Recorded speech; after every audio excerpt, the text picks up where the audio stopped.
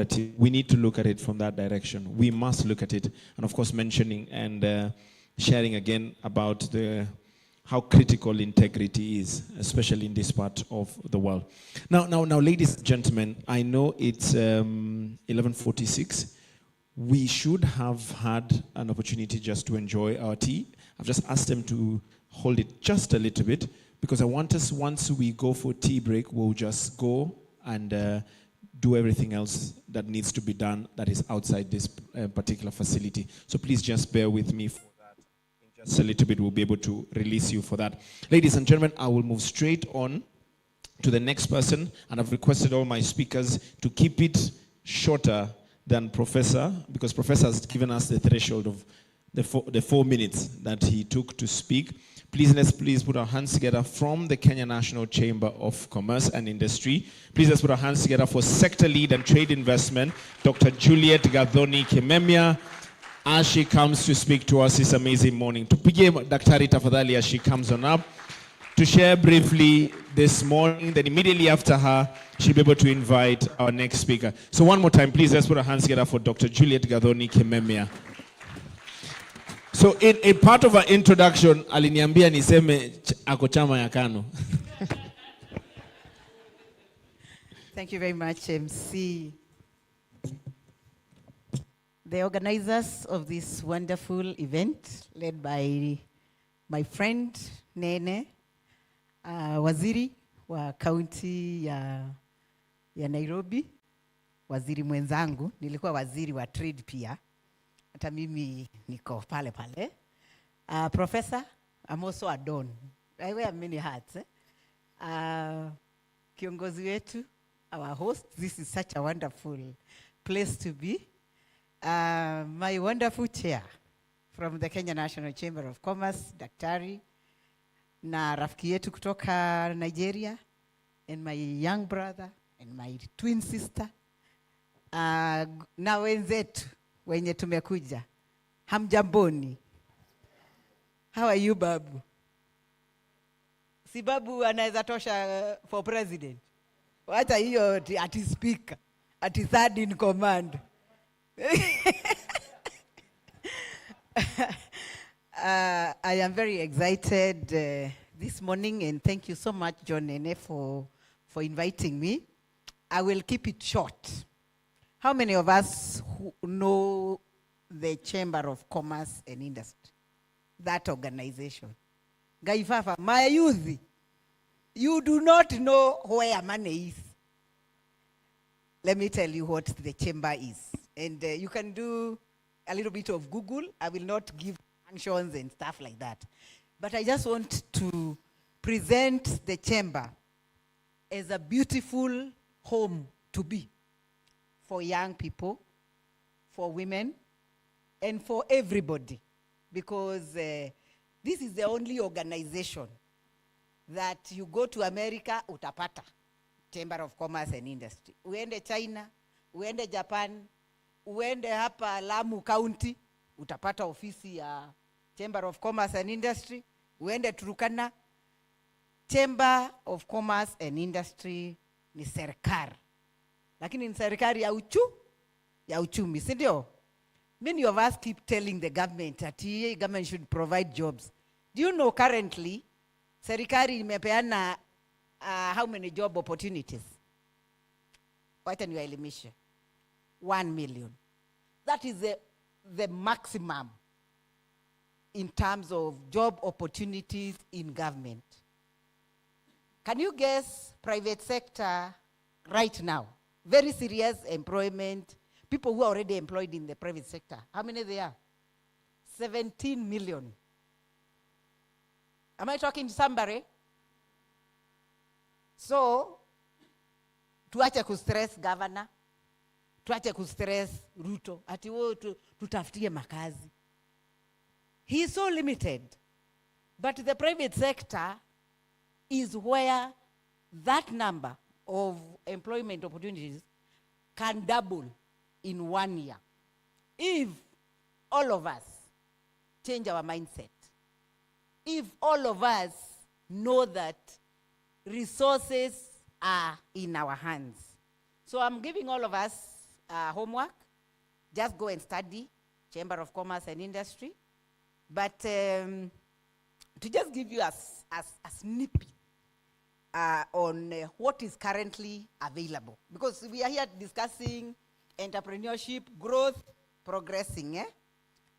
I've just said, what is currently available is that this is a structured institution that's not just locally present, but globally present. Number two, all the time you see the president going out of the country, siku ya kwanza inakuanga political, si ndio? The following day, what does he do? He meets with the business community of Kenyans living wherever, together with the business communities of that particular country. If a president, say from India, comes into this country, he reports in State House, the next day is signing of bilateral, multilateral, blah, blah, blah, blah, blah. All those are trade agreements. When the government signs, the Chamber of Commerce and Industry witnesses. Si kila contract kona witness. So the Chamber of Commerce and Industry is the one that witnesses. So right now, as we speak, unpacked Waziri, at the Chamber, we have over 80 bilateral agreements, trade agreements, MOUs that are not unpacked. So I'm sending you to the caucus of CECs from the Council of Governors, because I've sat in that caucus.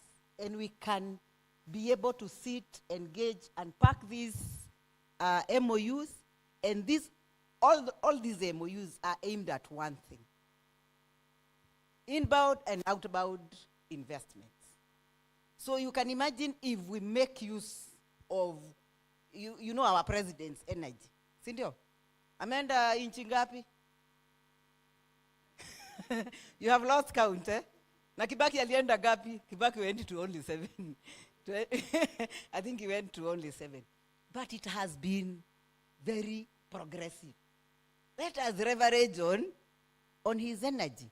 Why can't we sit down, the people who are seated here, Nene, and process those MOUs, execute using the caucus of Mawaziri, Kule Council of Governors, so that things happen simultaneously across this country of ours, can be able to double those employment opportunities na mwosho mmoja.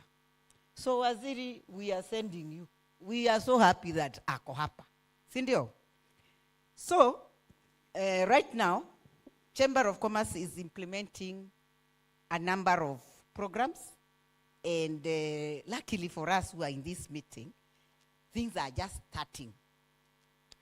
We have funding from MasterCard Foundation in a program called Jinue Growth Program. Nani ameisikia? It is running in all the counties. Nani ameisikia Jinue? Hey, akima youth, kazi yenu tu ni TikTok tu, mukatiko. Please use the TikTok time also to find out information on opportunities that are available for you. So, Jinue Growth Program is multi-billion, targeting the young people. It has a little bit of bias on young girls. Lakini unajua maboy child, unajua kujipanga. Kwa kale ka 30% kenye kanabaki hapo. So, look out for the office of the chamber. Enda from a point of knowledge. I am here, nimejituma, nataka kukua champion. Wanini? Wakumobilize my youth, wa enroll kwa program. Tutakuwa kiongozi. Na kwani tunataka nini? Tunataka uongozi. So I'm giving you an opportunity, a blank check. You just write the amount you want, and you will remember me this day. We also have an agreement with Equity Bank, a serious facility, 200 billion. And it is coined around recovery from COVID. So, enda kwa ofisi ya Equity that is next to you. Sisi wote tuliafektiwa na COVID. Si unaweza jituma uweke ka ukweli kidogo hapo ka nini, ati biashara yako ilianguka. Si ndio? Na useme umetoka chemba. Sinimwambia muende mjitume. Kauongo kidogo ni sawa tu. Bora usidanganyane yote yenye inakatazwa kwa nini? The 10 commandments. We have another foundation called Next Step Foundation. You can just Google. We also have nani wako in climate space? Who is in climate space? There's an opportunity for you from another group called Rainforest Alliance. They have funds. So you just have to know how to package an idea. And I thank the ministry. Karanja, my friend, I was also the Minister of Tourism in Kiambu. Si ametuelezea atatupatia makao for incubation, si ndio? Where we sit down and bring out your idea, we help each other package, and we can host, in fact, we can have a desk for the funds that are available, the donors, the partners that are available, and I'm ready to champion that. Serikali ya Pakistan. Who knows about the Pakistan government? Apart from inaitwa Islamic State. Just Google the economy of Pakistan. It is huge. It is huge. Pakistan can fund America, but they are quiet. We had a meeting with the ambassador, a very nice lady. The next meeting we should invite her, because she's been calling me and asking me, when am I meeting Vyongos? And she said, Pakistan is situated between India and China. India and China have really conquered Africa. So now they are so intentional at doing things at 50% in terms of, ease of entry to support any business in this country of ours. We already have an MOU with the Pakistan Chamber of Commerce and Industry, inaitwa Federation of Pakistan Chamber of Commerce and Industry. Big opportunities, ready money. Ni sisi tu tujitume. Si ndio? Yani mumenyamaza tu. Ama ni kwa sababu inaingia? Inaingia? Are we talking? Are we headed somewhere? Long live chamber. Na ni chamber yenye hamujui. Akishuali. Anyway, kutoka leo si tumejua. Si tutajituma. Very good. You are all looking like very obedient students. We have an MOU with the UN Habitat. Sinamjua UN kuna kuanga na mambo mazuri. And this is looking at partnership in urban development and climate resilience. Si climate side ndio iko na pesa ile mingi. At the chamber tutakuja bora tu you are demonstrating uko na kakitu na kakongosity that is working. Tutakupanga bora usiende kutuangusha. There is a consortium called One Voice Consortium. This is for Kenyans in diaspora. Many of the Kenyans in diaspora, ukiongea nao, wanasema haki tulichoka kutuma pesa Kenya, kwa sababu mimi nilitumia brother yangu, akanionyesha nyumba neighbor anajenga. Akaniambia hiyo ni yangu. Nani amesikia kitu kama hiyo? Now, you can become members wa hiyo One Voice that is looking at just diaspora investment. Na Karanja alipeana, akasema, diaspora na agricultural ndizo zinaleta ile pesa mingi sana currently. So you can imagine if sisi tujitume huko, we become the organizers of the foreign direct investments into this country, hosted by the chamber. Si watakuwa na faith to send money to the country. In the process, sasa si tutajenga nyumba na tumuoneshe this is your house, na akikuja akute si vile alifanywa na brother yake ama uncle yake ama kufanywa ile kitu. KICC also we signed an MOU last year so that unajua KICC kadeski kama haka for 3 days. Unajua ni pesa ngapi? Expo. Girimagana. Yo nimeongea French. Nani ameelewa ninamaanisha nini? Girimagana is what? 200,000, 3 days. So, tumepewa opportunity. 8th to December, si ndio? Tujitume tu, hata kama ni ideas. Hiyo desk zenye Karanja ametuwekea KICC. Unasikia sini for free? Ama utatulipisha tu kitu kado for free. Kai makofi kwa Karanja. Mnaona serikali inafanya kazi. Sasa mbona mnashinda mkisema serikali haifanyi kazi? Sini sisi we don't open our eyes, we don't open our ears to hear what the government is offering. I love the strategies of the Ministry of Tourism, and I think that would be a good space because it's not crowded. Like now, how many of us know there's a Comesa Expo happening for 10 days? Guy Fafa. Do you guys live in Kenya? Hamujui? Na mnajiita SMEs. Kuna kule, is it Uhuru Gardens? And imagine for 10 days, the Ministry of SME was only charging 2,500. Yesterday, I don't know whether it's a TikTok I saw or it was in news. There are people who are selling 50,000, 200,000 a day. A day. Watu wenye walijipanga. Na nyinyi kazi yenu ni kulala TikTok. TikTok kudance. Mukatiko tu. Na kukatiana, kuingiana ma inbox. Balance these things, my friend. Hata unaingia inbox na uko broke, jamani. Aya, tuko na MOU na watu wa TikTok. Hello.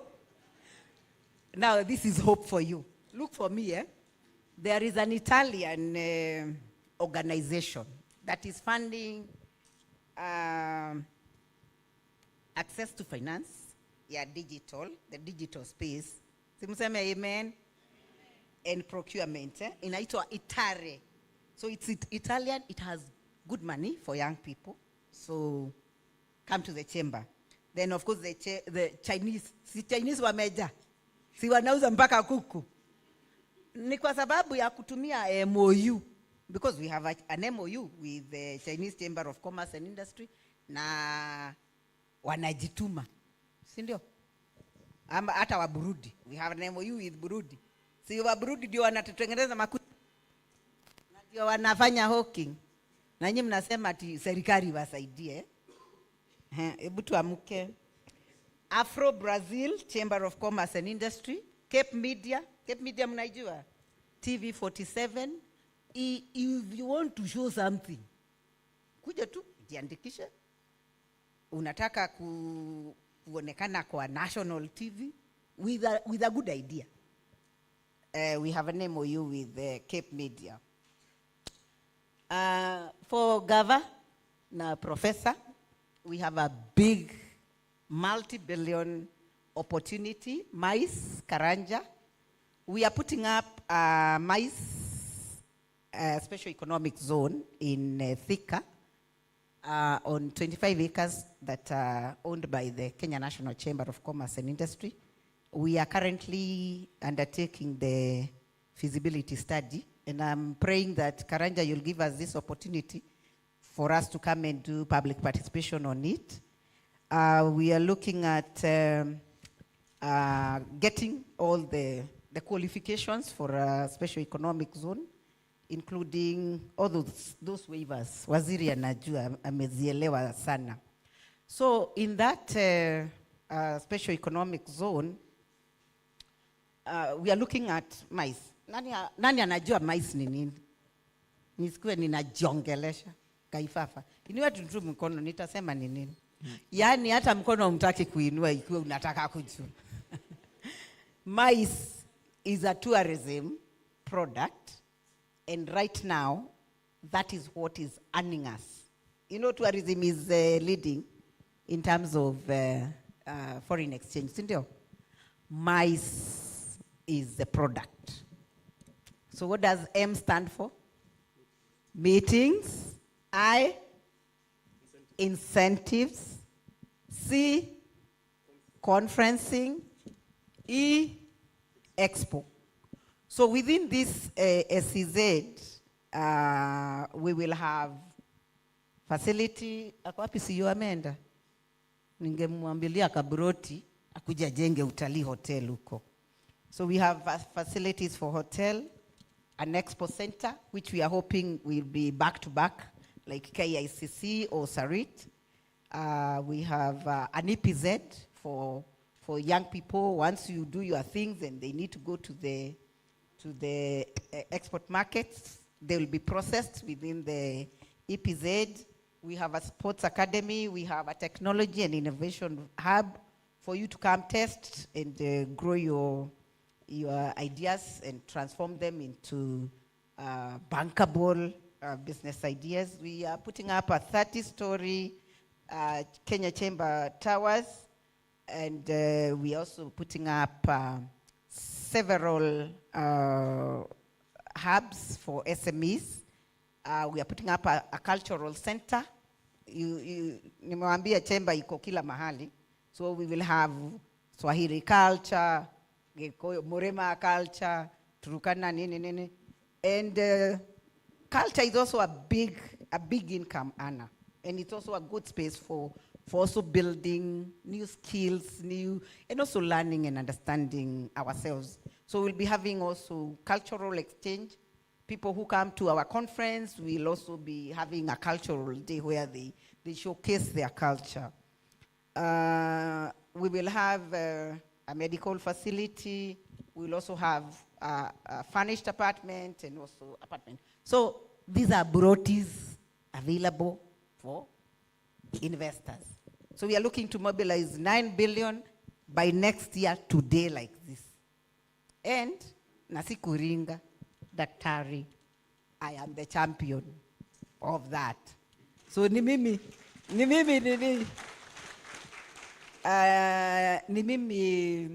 project leader. Nimepewa na Daktari William, okay. Hata wetu anaitwa Daktari, lakini anaitwa Eric. Lakini ni friend ya William. So tunaweza sema William na Eric ndio wamenipea.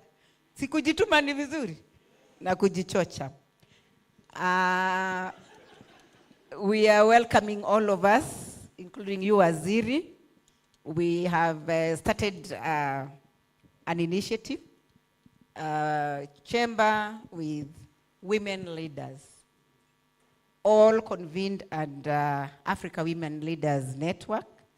I'm sure Alice will talk about it. This is an immediately available plug-in space. And it's not a small initiative. So, boy child wenye wako hapa, hata kama imeandikwa women leaders, tutawapatia 30%. Na mtaongozwa na Karanja. Thank you very much. Thank you very much. Please makofi kwa daktari. Absolutely.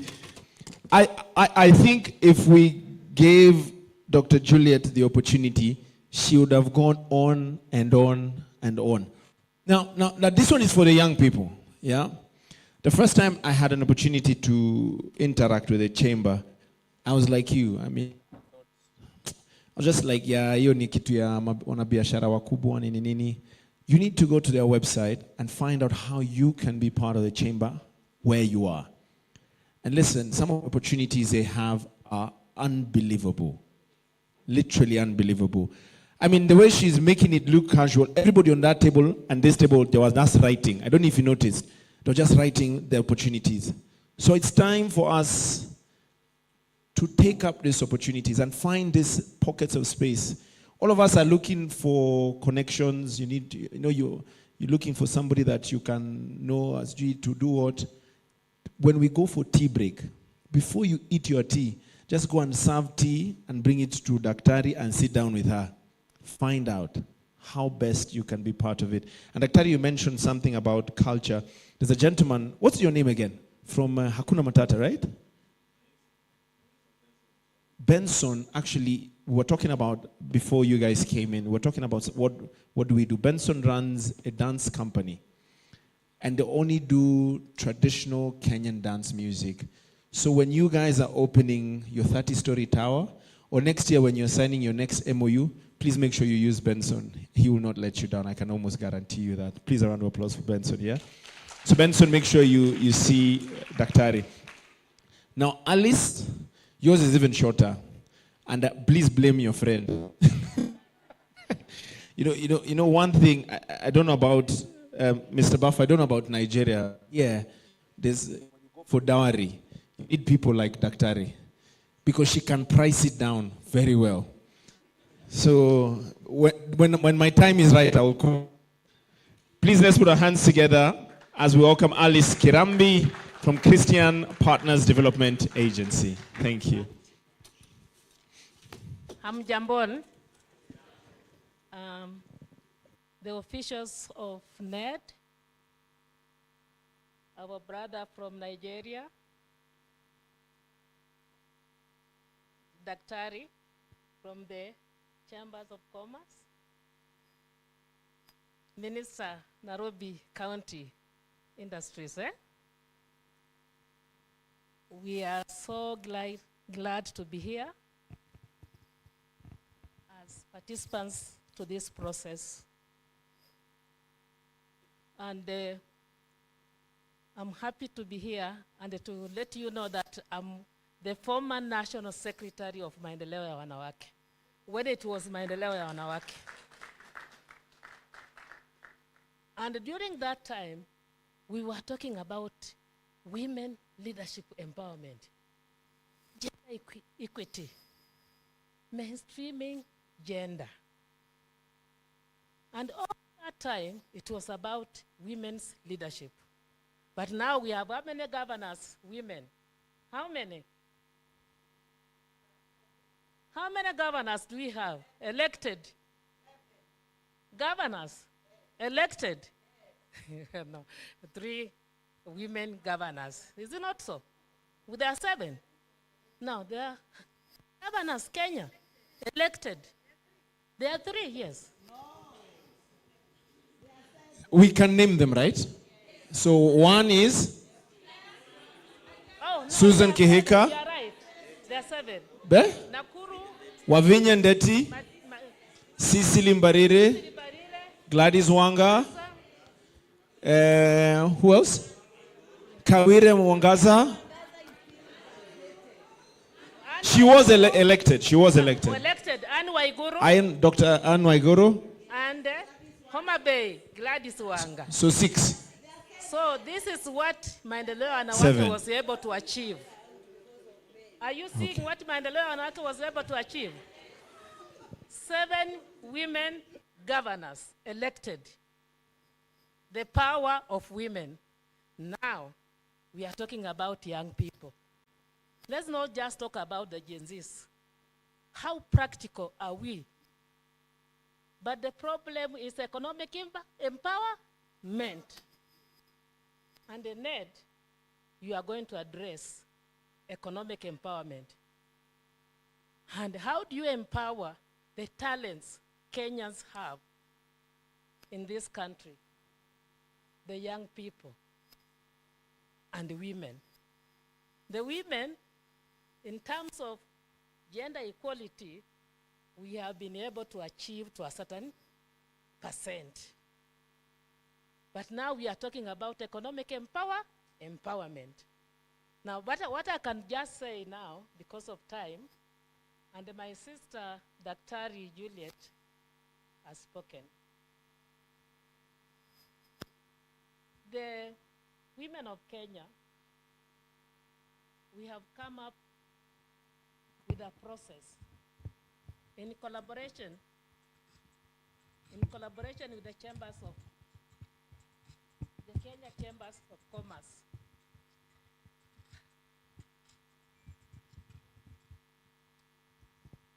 In collaboration with the Chambers of Commerce and the Africa Women Leaders Network, we are coming up with a network of Kenya Chambers Business Women Network.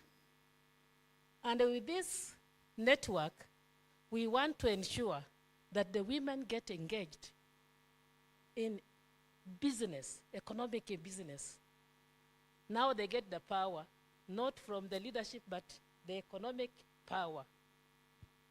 And once a woman is empowered, the young person is also empowered. And what we have done, we want to strengthen the economic empowerment and sustainability and resilience of the communities. And how do we do it? We are engaging with a number of partners to set the pace for economic empowerment in our country, to get engaged in trade, business. Recently, we had engagement with the United Emirates when they came to Kenya to discuss about trade, Kenya and the United Emirates. And we are coming up with a serious business of women through this network that the Chamber's Business Women Network is coming up with. We will get business venture between Kenya, the women of Kenya, through this network, and the United Emirates for economic empowerment. And I'm hoping that the young people, when we get started, we will be able to network with the NED, and the Minister of Industry will help us to work together. And we have to have that consortium whereby we are interacting. Both the government, the civil society, and the business. And that is how a country can develop economically. And I'm hoping that NED, the officials of NED, will link up with us through Dr. Juliet, so that we come up with a strong, if it is a business or a trade we are engaging with the United Emirates, we have the strong support from the Kenyan government for us to move and to take off. Thank you. And God bless you. Asante sana. Please a round of applause for Madam Alice. Asante sana. I think she's shared a lot. And of course, she's definitely a resource. I want you to, again, when we go through the break, I want you to make sure you talk to her. You know, and I say this with no malice whatsoever. When you hear about the United Arab Emirates and Dubai, you don't have to go and do those jobs. She's talking about opportunities for us, especially the women that are here. You're looking to raise capital. You're looking for probably seed capital as well. You're looking for startup opportunities. You're looking for somebody to partner with. Talk to her. I mean, when that phone call she got here, I had the privilege to just see it is people from probably Maendeleo that are calling her because of the impact that she's had. So I want you to make sure we're stretching it so that you can have an opportunity to hear, because once we exit this particular place, they are gone. And sometimes I believe God brings people into your life for such a reason. And there might be over 100 of us here, but we all did not come from the same house. And all of us know where our enterprise is falling short, or where we need to grow, or where we need to invest. And that's why I asked a little bit earlier, because I wanted to get context of what are we looking at? Where are we looking at? You know, and I'm happy that she has spoken. Now we have a gentleman that should have spoken a little bit earlier. I just want him to just wave atusalimie kidogo sana, 1 or 2 minutes. Mr. Amos, founder Lawi Africa Foundation, is a social entrepreneur, author, and a young Pan-Africanist. Amos, please, let's put our hands together. Is he here? I was told Amos was with us. Please, Amos, please come. Just hi. You look amazing. I like your kimono. Yeah? It was really nice. Please put your hands together for Amos as he comes on up. Amos is going to greet us. We have two last speakers. One, I told you, is Hustler 002, because 001 is the governor. The next one, he traveled all the way from Lagos, I believe, to be here with us, to Abuja, the capital. So Amos, tusalimie kidogo. Salimia tu wananchi kidogo, tafadhali. Hapo tu pahali huko. Thank you very much. I'm sorry I'm late. I was in Kirinyaga, so I just got invitation yesterday, and I said I have to make it. We were doing some event in Kirinyaga. You and me can agree that the plight of boy child has gone down, and even right now, you can easily count the number of ladies in the room compared to men. So it's upon us as young people to stand up and empower both genders, not looking one side. Yeah, my name is Amos Onyango, and I'm happy to be here, and I'm looking forward to us sharing and learning more. Thank you. Absolutely. Thank you very much, Amos. Please, a round of applause for Amos. Thank you. We'll see you a little bit later, Amos. You know, at one point, Amos was just looking at Dr. Juliet when he was talking about the men at the butcher. Now, ladies and gentlemen, it gives me distinct honor to welcome, to speak on behalf of His Excellency, the Governor of this great city, Honorable Johnson Sakaja. Please welcome Dr. Anastasia Nyalita, who is the CCM Business and Hustler Opportunities right here in this beautiful city of Nairobi. Makofi kwake tafadhali. Please put your hands together for her. She's coming with good news. Karibu sana waziri. Thank you, Bwana MC. All protocols observed. Good morning. It's afternoon already. Good afternoon. Wow. You're very privileged, I must say. The kind of information and the kind of opportunities you're hearing today, I never heard of them in the past. Actually, as I hear them now, I'm saying that I must engage. I know we have tried to engage, especially the Net Chamber. They've told me the challenge they faced, but I've told them what to do. Yeah, so that we can activate. And we're activating this for you guys. For the Nairobi City County, it is for the entrepreneurs, it is for the hustlers. And when we talk about hustlers, it is just the name that we're used to. Here we're talking about innovators, we're talking about the startups, we're talking about the small and micro enterprise, because we have deliberately, as a city county, and His Excellency has deliberately put a directorate of small and micro enterprises, medium, small and micro enterprises, to ensure that the startups are supported in terms of skills development, in terms of affordable credit. But I hear a lot of opportunities also with the chamber. So this is something also we are going to partner with them, because the good thing with the city county, we have a very good network across all the way from to Mashinani.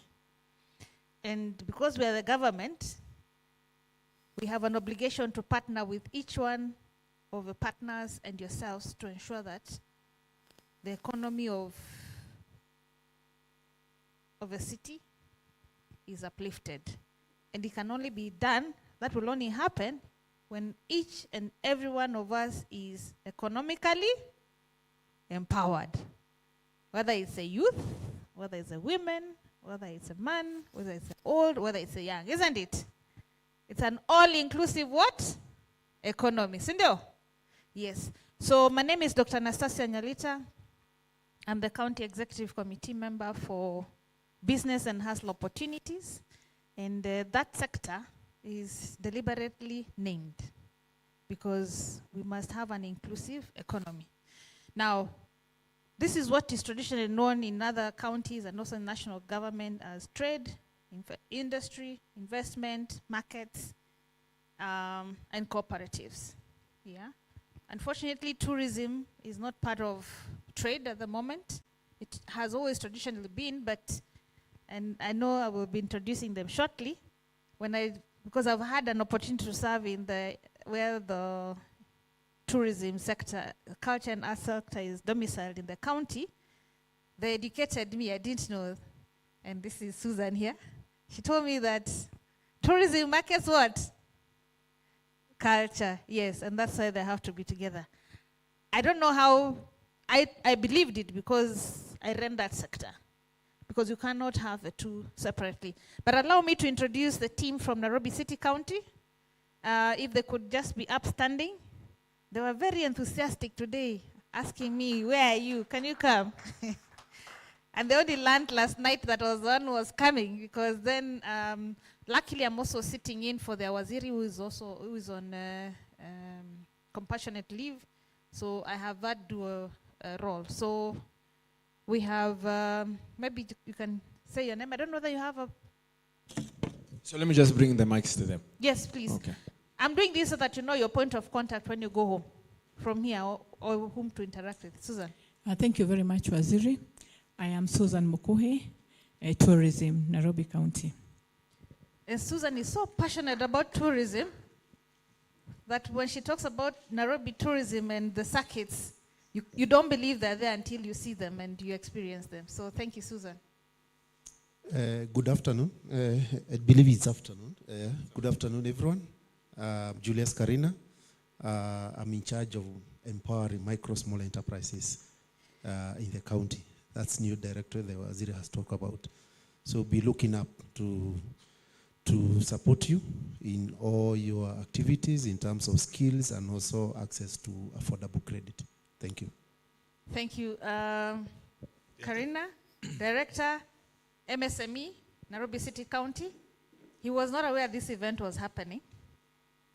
And when I came and I realized that we are talking about entrepreneurship, I asked him, where are you come? And here he is. He's your go-to. Please clap for him. He's your go-to on matters, micro, small enterprise. Okay, middle, medium, small, and also startups, right? Yeah, so it's a very important directorate. I'll just mention a bit of what also, some of the things that they're doing. I know the MSME conference, ESC MSME conference was mentioned by one of our colleagues. We're actually more or less co-hosting because of the host city. And myself, His Excellency the Governor, myself, and Karina have been on that. Excellency and the President, day before yesterday, but Karina has been there because he has a team on the ground. Again, to host the East African MSMEs, and you should go there actually. And by the way, from CBD, CanCom, starting from today until when they close on 16th, there are free rides, there are 3 matatus. So when you go there, you find they have a banner that reads East African, ESC Trade Fair, which ends on 16th of this month. So please, go there and see what the other countries and also what other people, other MSMEs are doing in Kenya. It's very, very insightful. I went there, I didn't feel like coming out. Very interesting insights you can pick from there on the opportunities that are available for you and give you ideas on what you can do from a business perspective, but also important to connect. Yes, next. Hamjambo, kwa majina ni Wainaina. Nafanya kazi na idara ya vijana, Youth Affairs Department. Na tulikuwa pia mojawapo ya idara ambazo zilikuwa zina mobilize participants. So we are grateful even to see the turnout, that mobilization was not in vain. But even more importantly, that whatever is coming out, even from what is being shared, it's something that we will be able to apply in our different spaces. So asanteni sana na Mungu awabariki. Thank you. And he's in a different sector, which is headed by a different Waziri, Waziri Mulama, which is youth sports. It's called TLC, Talent, Skills Development and Care. In that we have education, we have the youth. So because all of you are youth, there is your go-to person. And sports is also in that sector. So please connect with the county government. So is there anyone else from Nairobi County? All right, good. So I just want to probably also address a couple of things that came up. Of course, there's a mentorship and partnerships that was spoken by Mr. Ken, the Speaker, National Youth Parliament, and congratulations. One of the things that I have learned, and the reasons that a lot of us are here is because when you're called, ukitwa, uitike, sindio? If you're invited, do what? Show up, but speak up as well, and then engage. And don't, one of the things also I've seen with the youth, which is something, not youth, well, growing up, is that you find people stereotype. Please don't stereotype. You can learn from the young, you can learn from the old, you can learn from any youth, yeah? But more important, offer to serve. Because by offering to serve, you will learn a lot. You will gain a lot of confidence. Like Mr. Speaker here, I'm sure you were not like this a few years ago. But every time you come for such, and thank you for coming all the way from Kisumu. You will go very far, I can tell you. Yeah, it reminds me of my young self. As I was telling you, I'll tell you my story. But what I do in terms of mentorship, one of the things I also learn with mentorship, you don't have to be attached to somebody. Yeah? Learn from people's experiences. Learn, observe people, connect with them, engage with them, interact with them, offer to serve. In the process, that coaching, and sometimes it is tough love because we can see the opportunity, but you're not seeing it. Yeah? So when you're given very tough feedback, and my team knows, you will appreciate it many years down the line. You might feel it very, very, very, very, very like you want to beat that person up or they don't care. But you will, with time, you'll actually realize just how important that feedback is, you know? Or you're given a very tough task, yeah? I think it's one of the leaders, I don't know, I can't remember his name offhand, but he says, if you're given an opportunity, please just jump in. You will figure it out later. Sawa? Don't start saying, oh, I don't know. By the time someone tells you, gives you an opportunity, they know you can do it.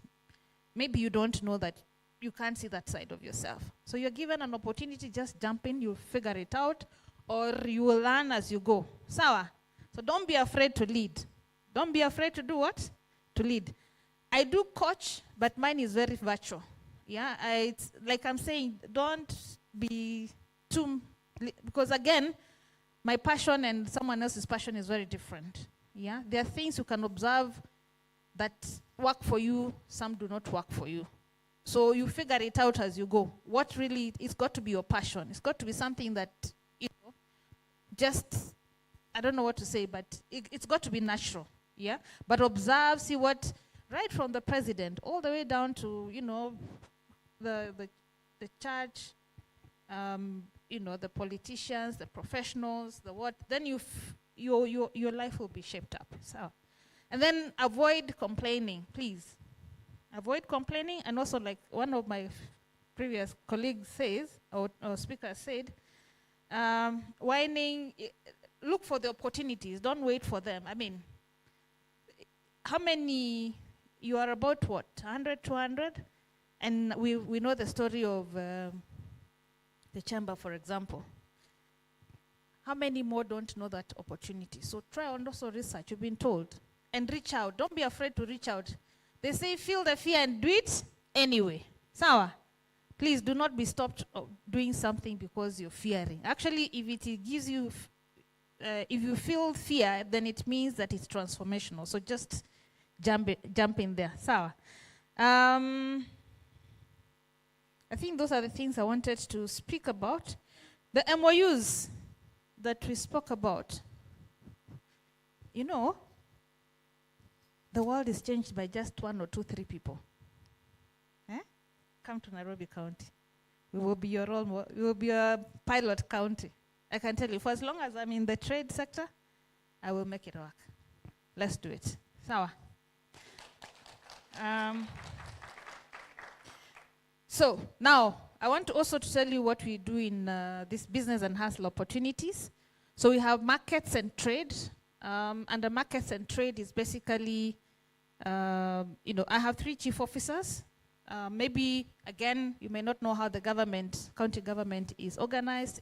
We are just a mirror image of the national government. We have the governor, then we have the waziris, then we have the PSs, or permanent secretaries, who are called the chief officers, the accounting officers, and then we have a directorate. So the directors are technical leads. Yeah, it's very important for you to understand that. So in business and hustle opportunities, we have 3 subsectors, which you can say that like 3 state departments which are headed by PSs. I'm just trying to make it whatever. So one is trade, markets and trade. And in this we have trade licensing. So we license all businesses in the county. Yeah, all businesses in the county, irrespective of their size and shape. Yeah. Then we have weights and measures, basically to ensure that the quantity of the products that you're buying are what is declared on the packs. Then we have trade and industry, which is where your trade linkages come in. Our work with the chamber is very important here. Linking traders to the market, that's something we have not been very successful at, but I know with collaborations with KNCCI, KEPROBA, among other government agencies, we will be able to scale that up, because also we're looking at having a platform, which I think KNCCI, you have a platform for linking traders and MSMEs to both local and international. So those are collaborations that we need to leverage. Then we have, and also you may not have heard about what we call the county aggregation industrial parks, common user facilities, where we want to set up centers of expertise where you can come and you can come and manufacture your goods and go and sell them. So, you don't have to have a factory to manufacture. Yeah. Then we have markets. We are building 20 markets, which is, the last markets that were built in the country were in the 80s, so they're about many years ago. We have 54 of them. Majority of them are mainly in city center, Starehe, Kamkunji, and a bit of Westlands. So His Excellency, the governor, is constructing 20 markets. 50% of those will be launched at the beginning of next year. It's very exciting. And by the way, within these markets, we have those innovation centers. So we also have free Wi-Fi. So we also will have spaces where you can, depending, you can, we have an allocation criteria for the stalls. If you get a stall, you just pay rent, which is minimal, but then you can trade. So it's basically giving you modern, dignified trading spaces in our markets. We are building 20 of them, as I've said. So 10, national government is helping us, is constructing for us. 10, we are constructing. We will be launching that. You'll see a lot of activities at the county beginning of next year, because a lot of the projects, flagship projects of the governor, will now be completed.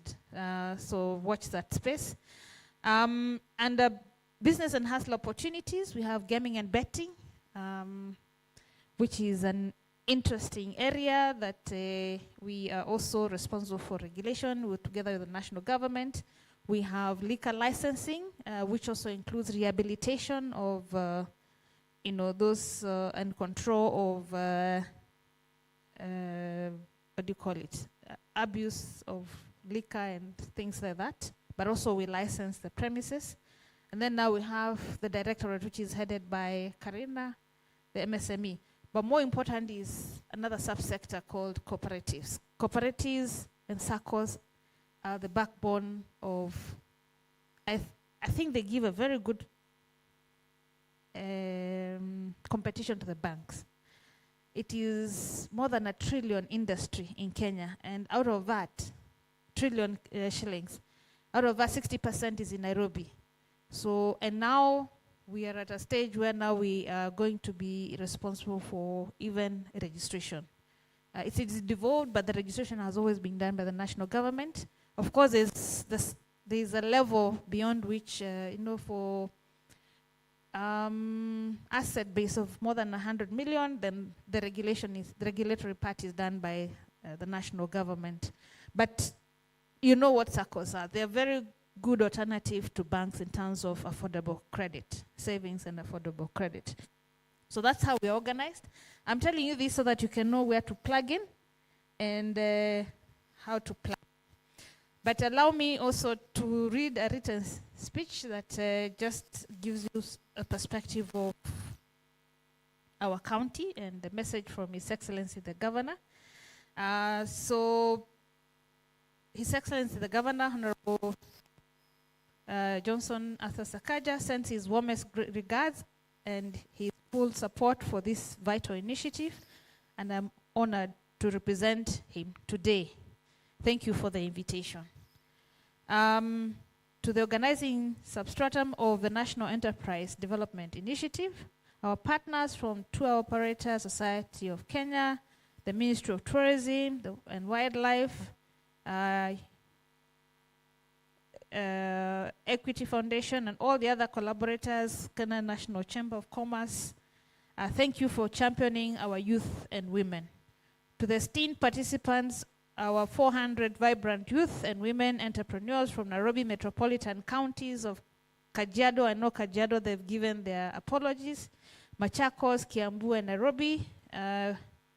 Good afternoon once again. Yes, so a city of opportunity, that is the governor's commitment. As the County Executive Committee member for Business and Hustle Opportunities, I affirm that this event, the Youth Entrepreneurship Mapping Workshop, is a tangible realization of the Governor Sakaja's manifesto, a city of order, hope, dignity, and opportunity for all. Governor Sakaja believes that the true engine of Nairobi's growth is the innovation and enterprise of its people. This workshop themed harnessing the entrepreneurial potential of youth and women is perfectly aligned with our vision of empower the hustler economy. Nairobi must be a place where big dreams and even those small, promising ideas can thrive without unnecessary hurdles. And to make that even easier for everyone is that we have what we call the Unified Business Permit, which basically allows you to open and pay your register your business and pay your permits at the comfort of your desk. You don't have to visit City Hall as it has been done in the past, and then you don't have to have different permits for fire, for food hygiene, for single business permit. It is one permit that combines everything. So makes life a lot easier for you. Other permits, like if you're dealing with alcoholic drinks, you still apply it through the same portal, but the business permit is a prerequisite for all the other permits. So we have digitized the entire process of business permit application. The pillars of opportunity connecting NEDI to the manifesto. The governor's strategy focuses on transforming Nairobi into an economic powerhouse by investing directly into our human capital. Your shared focus areas are the very sectors we are prioritizing to create sustainable and inclusive city. Tourism, wildlife, and conservation. Our manifesto commits to revitalizing the tourism sector. Nairobi is the only city in the world with a national park. The only city in the world with a national park. What an opportunity that we need to leverage. And we see youth in tourism as key to marketing and preserving this heritage. Digitized economy and ICT systems and technology and innovation. We are building Nairobi into a smart city. Our aim is to simplify licenses, as I've just explained, and reduce red tape, ensuring that young tech entrepreneurs have the freedom to innovate and plug into the digital economy. In terms of agribusiness and blue economy, we are championing urban agriculture and innovative food system to ensure food security and create new markets for our youth and women entrepreneurs. And those in the agricultural space, we will be recruiting soon. In our website, you will see specialists in the area of agriculture and the food system. So look out for in our website for the advertisements, which should be done in another maybe 2 to 3 weeks or thereabouts. So by the end, by around December. But you can connect with the colleagues that are here to let you know when those advertisements are going up. Community health, peace and security. A safe, secure and healthy county is the bedrock of business. We support enterprises that promote community well-being and stability. Sports, arts and culture, recreations. We are focused on turning creative talents into professionals, profitable ventures, ensuring artists and creatives can earn digitized living. And also I want to highlight that we have studios that have been constructed and also being constructed in the 17 sub-counties where the youth can go and record their music. Yes? So we have 2 already. So we've been joined by the lady you call Miss Nairobi. Maybe you can introduce yourself. In charge of, good afternoon. Stella Kemunto in charge of City Culture and Arts. As Waziri is saying, we have 2 studios already in place. One is in California and another one is at Kabiro Ward. And for those of you, I don't know if you remember DJ Clement of Calif Records. He's the county chief officer responsible for culture, arts, and tourism. Yes. So again, those with so tourism is Susan, culture and arts is Stella, and we call Stella Miss Nairobi. Please connect. We have a lot of opportunities in Nairobi. Even ask them about these guys, you know, what the governor did when he came into office. He allowed, you know, the young people to do photography for free on Sundays. I know they've extended it beyond Sundays, but tumesema tu tuna support. Sindio? Connect with the team from Nairobi. We also note the focus on energy and mining and leadership and governance, and which are vital for a stable economic environment. Yes. By focusing on these areas, you are not just building businesses, you are mapping out the economic future of the Nairobi metropolitan area. As I've mentioned, some of the enablers from our side, we have the Biashara Stimulus Program. Again, Director Karinda can tell you about that, but this one is about affordable credit and also capacity building. You know, we can give you money, but then the money is gone tomorrow. But we're looking at how do you sustainably use that money to scale up your business and to make that money multiply. So even as we give you the discounted, single-digit loans, by the time you qualify, then you also have to have gone through a mentorship and capacity building program. So we are not just giving you money, we're also holding your hands. Another enabler I mentioned is the markets. I've also mentioned the industrial park, and I've also mentioned the unified business permit. So what is our call to action? To the 400 entrepreneurs gathered here from Machakos, Kiambu, Nairobi, and in absentia, Kajiado, the Nairobi City County Government is committed to facilitating an environment where your potential can be fully unleashed. We are simplifying our system to support your growth. I urge you to use this training at Utalii College to embrace the spirit of synergy. Connect, collaborate, co-create. Your success is the governor's success and the success of this great city. We look forward to seeing innovations that will spring from this workshop. And with this, I thank you and wish you all the very best. Thank you very much. Please a round of applause for Waziri. Makofi kwake Waziri tafadhali. Asante sana Waziri, thank you very much. Na tafadhali salimia gavana na mwambie ngumi ni mbwekse ama ni ngapi? Ngumi ni ngapi? Bwana nionyesheni bwana. Ngumi ni ngapi? Asante sana. Now, ladies and gentlemen, again, I told you, I came here just because I'm part of you and I wanted to hear your stories. Now, I didn't get you. Your name is from tourism. Susan, I want to connect you to someone. Where's the gentleman from tourism? The one that has an app. So that gentleman has created an app. He told me about it a little bit earlier. And he's using his app to link guides in the city with free travelers or single travelers, or people that did not travel as a group or people that did not travel with an agency. So he has an app, like an Uber for guides. So if anybody wants to go see archives, and she can tell you about the route and where you can visit and how you guys can definitely link up together. So please make sure you go and see Susan at lunchtime so that you guys can discuss and find out how best we can actually make Nairobi one of the best and most visited cities in this country, right?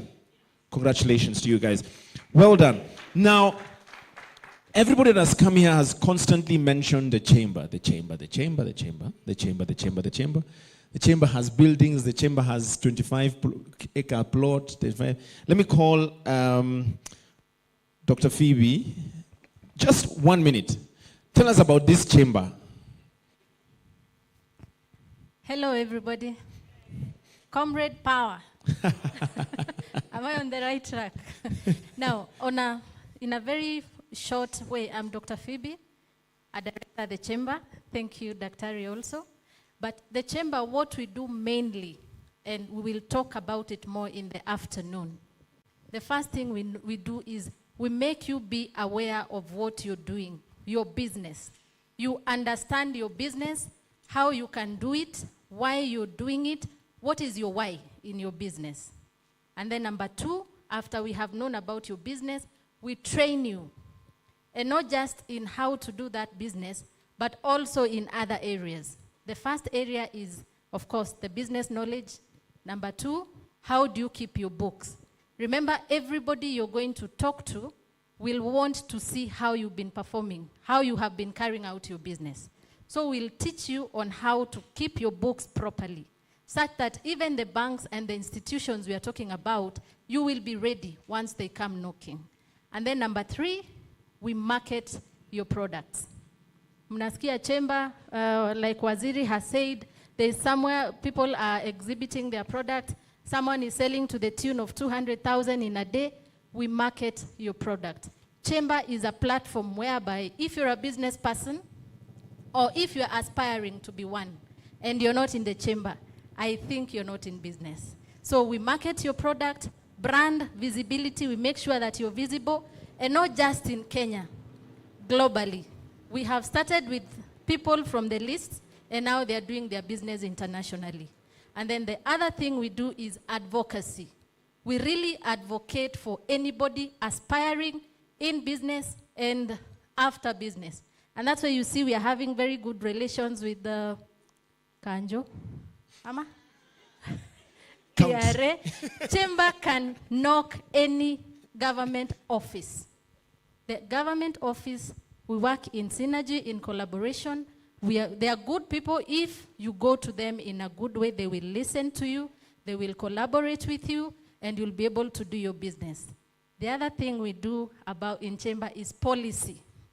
If you're a business person and you don't know which policy you're working with in your business, chamber is a place to be. Another thing we do is we travel the world. Yes, and not just as tourists, but also in business. And you see we're in collaboration with the tourism. So as we are selling Kenya, we are selling our products. We are going to sea, and we are coming back with money in our pockets. So how do we travel? We have trade missions. We are working with the embassies. We are working with the donors. Any donor who comes to this country, after they have finalized with His Excellency, the government, the next step is usually at the chamber. Right now, you have heard what Dr. has said, 80 MOUs. Actually, there are 220. 80 untapped. And those people are looking for people to work with. And the reason why we are here with NEDI is because now NEDI is looking for that talent, that business, that opportunity, that idea. Once we get to know about it with NEDI, what else are we going to do? All those investors, all those embassies, everybody who wants to collaborate, we can be in a position to vouch and say, we know about business A, we have walked a journey with business A, and it is true, they qualify for this amount. So that was just short. In the afternoon, we'll collaborate more. Thank you very much, Lawton. Thank you very much, Director, the Daktari. Please put your hands together for Daktari Tafadhali.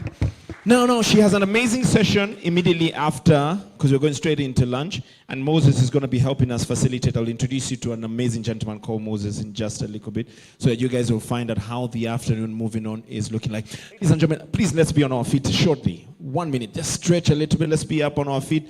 Just 1 second. We've been sitting for the last almost an hour. It hasn't been too long, you know. Just stretch a little bit, stretch out. Now, yes, perfect. Beautiful. Now, ladies and gentlemen, I need you to get ready. Ambia jirani yako, please, usiniangushe.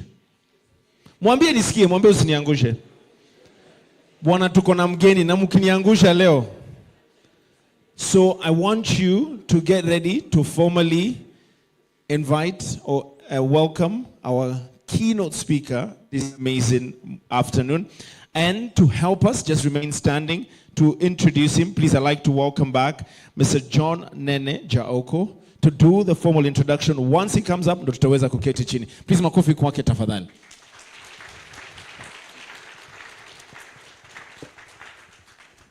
We can sit. Thank you very much.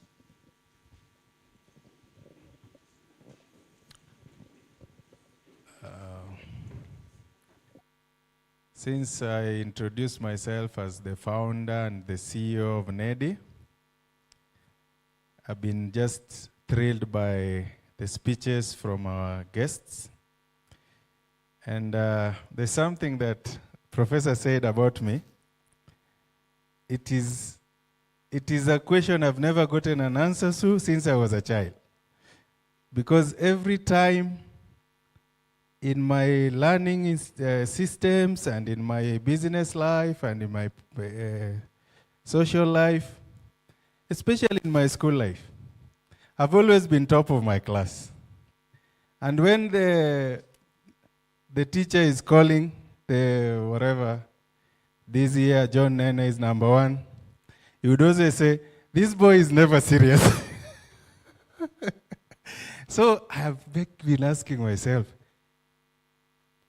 what is being serious?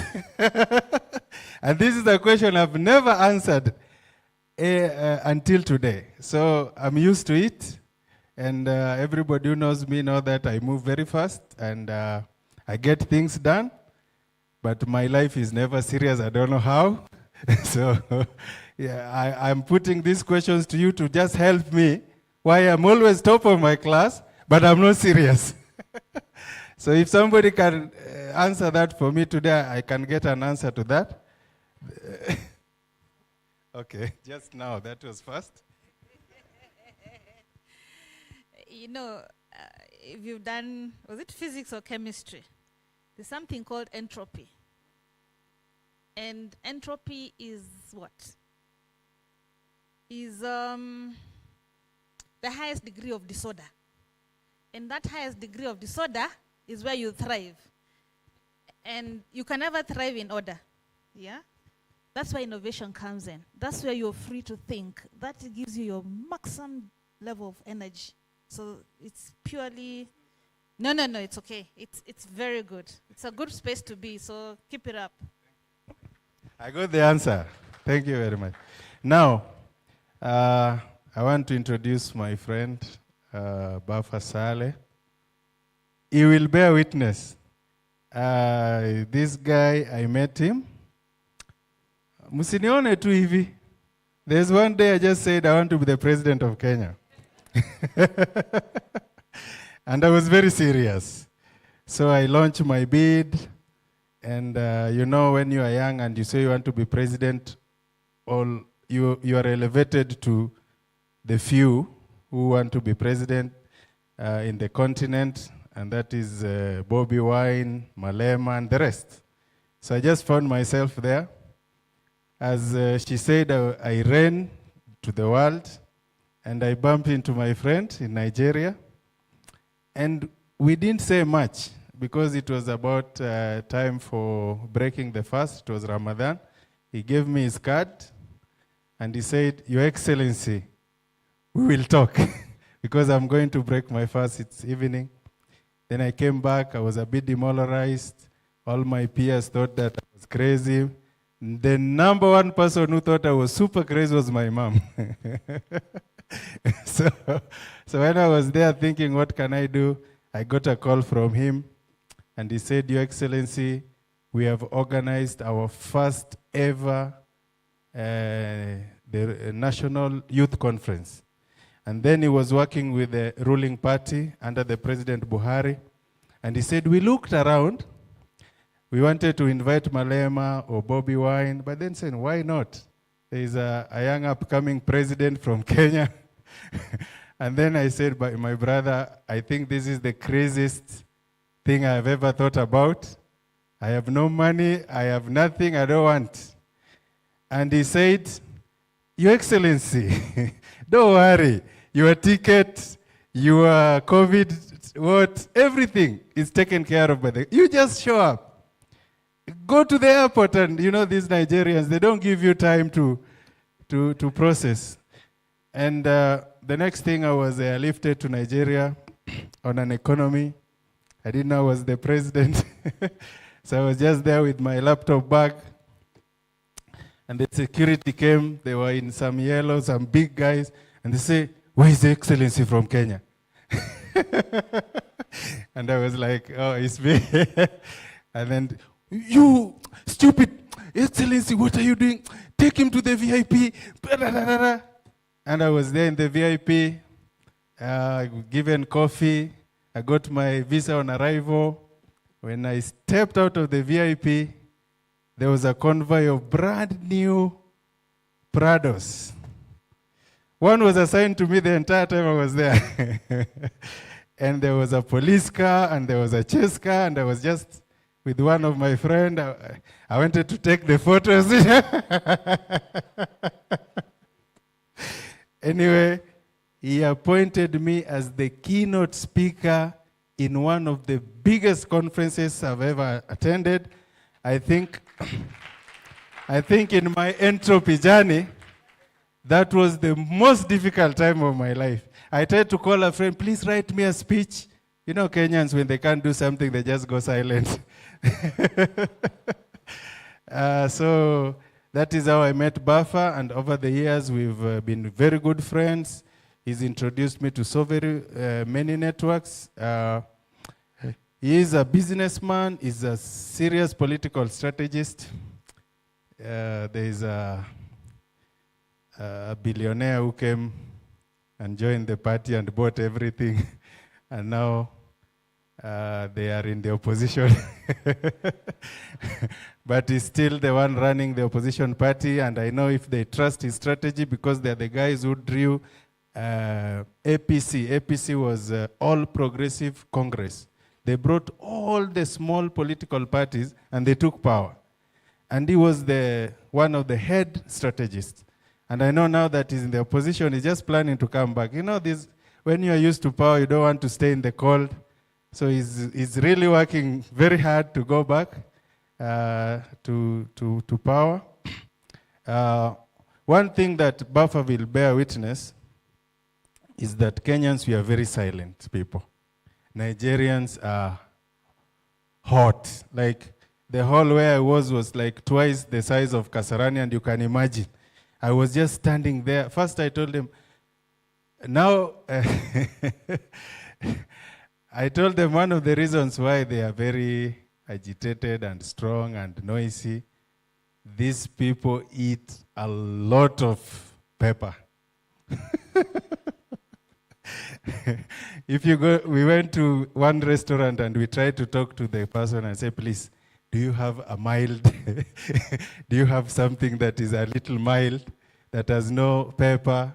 And do you know what he did? He asked the whole restaurant, Oga, do you know anything that food without pepper? And they, no, food without pepper. So I think you've seen a very big difference with Kenyans. These guys don't keep quiet. So anyway, my friend Bafa, I called him on a very short notice, and I said we are having our first workshop for Nairobi Metropolitan, And as you know, Dr. Karanja will bear witness, we are going with these mapping workshops countrywide. A lot of development partners are coming on board, and I wanted him to come and work with us. He will also be in the panel to tell us how we can partner with in African continent with other youth, progressive youth, leaders and entrepreneurs. With all those remarks, I don't know how best I can introduce my friend, but I will stop there. Mr. Bafasale, please come and talk to the youth. Thank you very much.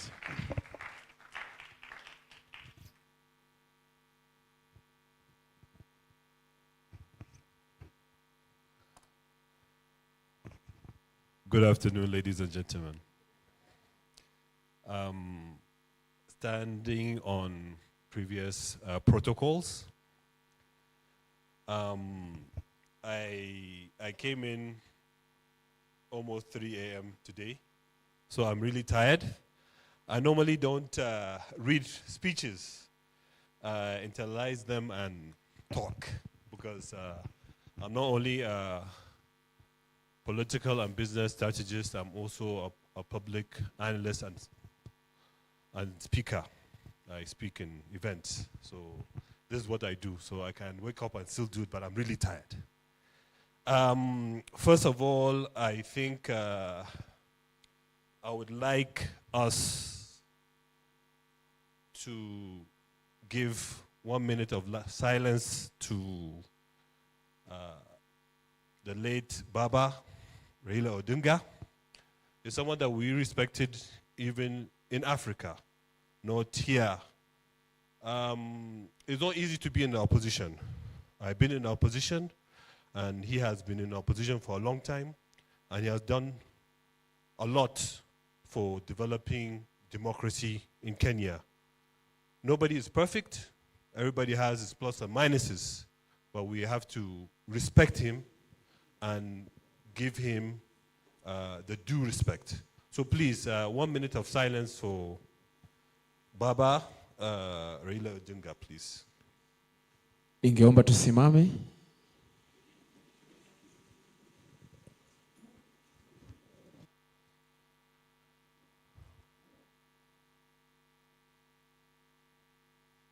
Thank you very much. That 1 minute is not taken from my time. Thank you. The young people here,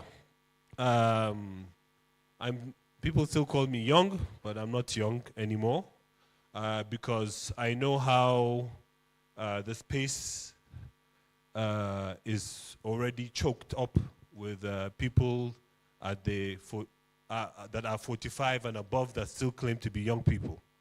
We can be young at heart, but we have to leave the space for you to take over. Please, I would like you to be taking notes of some of the information that I will give you. First of all, please, organizers, next time you're doing an event, it's not for women and youth only. People with disabilities are very important. There is ability in disability. They are very important. And some of us that have worked with donor partners, people with disability is one of those sectors that they always look at. So please, next time, people with disability should be here and should be represented. Thank you. So like I said, I will read a speech. I don't normally read, but please do bear with me. I want to talk about youth engagement in Kenyan politics, a catalyst for entrepreneurial growth. So initially, I was supposed to speak in the morning. I was supposed to say habari asubari. Asuburi. Anyway, that word is in Hausa, one of the languages I speak. Asbahi, it means morning. And also in Arabic, Subh means morning. So there's a lot in common. There's a lot of things that unify us. Don't let people divide us. Thank you. So, ladies and gentlemen, my fellow young people, it is a great honor to stand before you to speak on a subject that defines the future of Kenya, youth politics and entrepreneurship. Kenya is a young country. Yes, not just in years since independence, but in its people. Over 75% of the population is under 35. And 70% of those are under 22 years old. That means the majority of Kenyans are not just the future, they are the now. History teaches that every great national transformation begins with the youth, raised in purpose. Today, we live in a world where energy of the youth is shaping every corner of society. We are the generation of innovation, technology, and social change. But the big question remains, are we using our potential to lead, to govern, to create? The question that I ask you. Politics is not a distant game played by a few in suits. Politics is the heartbeat of society. It determines our education, our economy, our freedom, which is very important.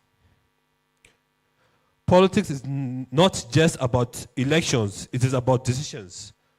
And those decisions determine whether a young entrepreneur in Kusumu gets access to affordable credit, whether a digital startup in Nairobi gets proper internet infrastructure, or whether a farmer in Muru can find markets for his products. When young people disengage from politics, we surrender our power to shape those decisions. But when we engage as voters, as policymakers, as advocates, we become architects of an environment where entrepreneurship can truly thrive. For too long, young people have been told that politics is dirty, that leadership is for the older generation, but if the youth refuse to lead, we leave our future in the hands of those who may not live to see it. We must therefore rise, not just as voters, but as policy shapers, campaigners, and change makers. We must engage in civic life with the same passion we bring to sports, arts, social media, because when the youth enter politics with integrity and innovation, corruption declines, inclusion grows, and hope is restored. But political change alone is not enough. The youth must also be builders, entrepreneurs who create value, jobs, and opportunities. Entrepreneurship is not just about profit. It's about purpose. It is about turning ideas into solutions and problems into opportunities. Today in Kenya, young entrepreneurs are already rewriting history, from tech, startups, transforming banking and healthcare, to creative ventures, reshaping culture and entertainment. Governments cannot employ everyone. I repeat, government cannot employ everyone. But Kenyan entrepreneurs can empower everyone. When we innovate, we don't wait for permission. We create the future ourselves. Kenya's youth are creative, resilient, and ambitious. Kenyan youth are coding apps, building startups, running farms, and leading social enterprise. To further support the youth, we must go beyond social media discussions. We must register to vote, join political parties, attend public participation forums, and demand for accountability. Now imagine what happens when politics and entrepreneurship work together. When policies favor creativity instead of bureaucracy.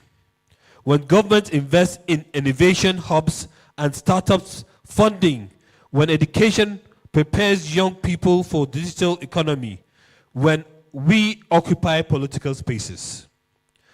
When we make it possible to pass laws that promote innovation and create partnership between government and the private sector. This is how political participation becomes economic empowerment. A youth-driven economy powered by good governance is unstoppable. But this will not happen by chance. It will happen when young people occupy both the political space and the marketplace. My message to youth of Kenya is simple. We cannot fix the economy if we ignore politics. We cannot fix the economy if we ignore politics. Sawa sawa?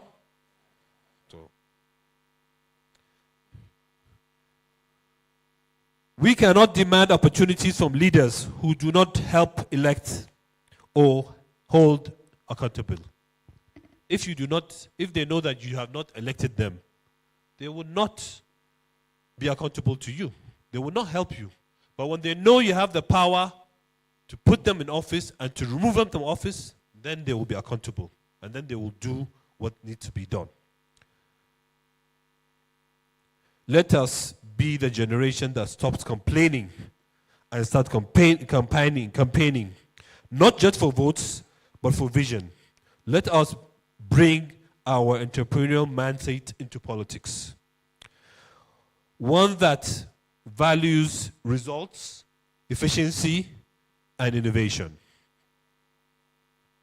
Because entrepreneurship and politics are not enemies. They are partners in nation building. My friends, the world does not change because we wish it to change. It changes because ordinary people decide to act extraordinary. Let me give you an example.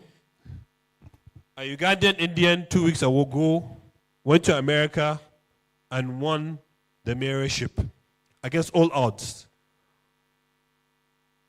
Even winning the primary ticket, beating a two-term governor. The man is 33 years old. He was born in Kampala and moved to the US. And within this period of time, he was able to become the mayor of New York, beating Cuomo, who was a former governor. If he can do that, why can't you? You have to have, when people tell him that you cannot win because you're African, you're Indian, you're Muslim. But he went there to the city that has the biggest population of Jews, and the conservative Jews still voted for him because they were tired of the same thing that politicians have been saying for years. They wanted social justice, and that's what he promised.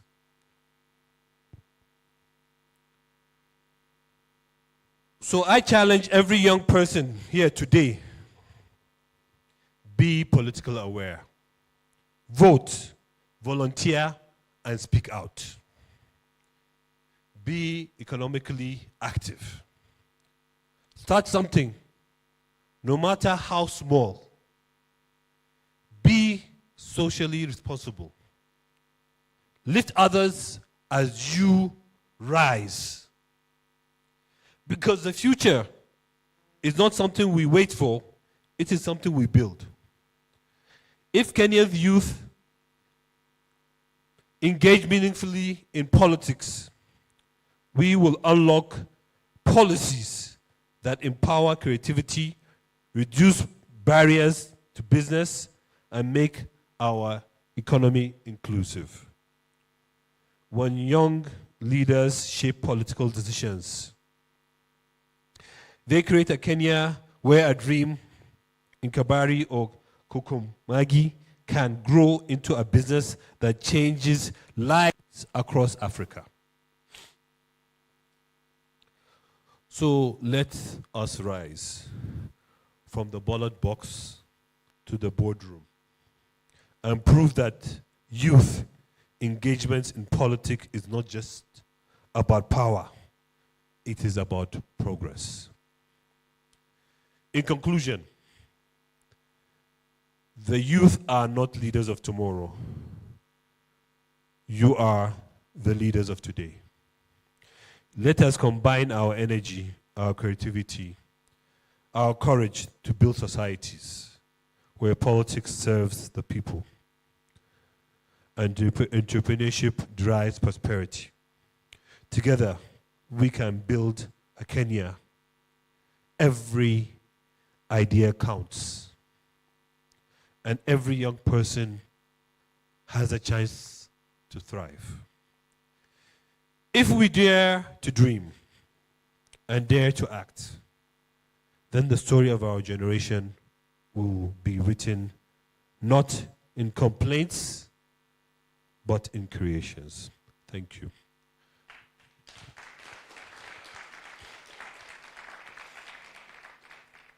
So I just want to talk briefly on a few things that are not in my speech. First of all, I think Madame raised something about Dubai, that they have an MOU with them. I was in Dubai 3 years ago, and I was in a taxi with a very young Kenyan man. There's something in Nigeria we call Japa. I think some of the young people know, whereby young people with a lot of potential leave the shores of their country, go to Western countries to help develop those countries. It's a brain drain, and it's a major problem for Africans. It's not a Nigerian problem, it's an African problem. And the same thing with Kenya. This young man that's driving a taxi has a master's, but he's driving a taxi in Dubai. And I told him, how do you find life? He said, well, he is at the moment, he is a slave in Dubai. Because, unlike many countries, you park wrongly in Dubai, they will charge you $2,000, which in turn you have to pay, and you cannot leave the country because once you get to the airport, it will show you have to pay that money before you leave. So he is paying that debt for 5 months. He's not been able to pay. So he's not doing anything for his family. So young people, stay in your country, develop Kenya, develop Africa.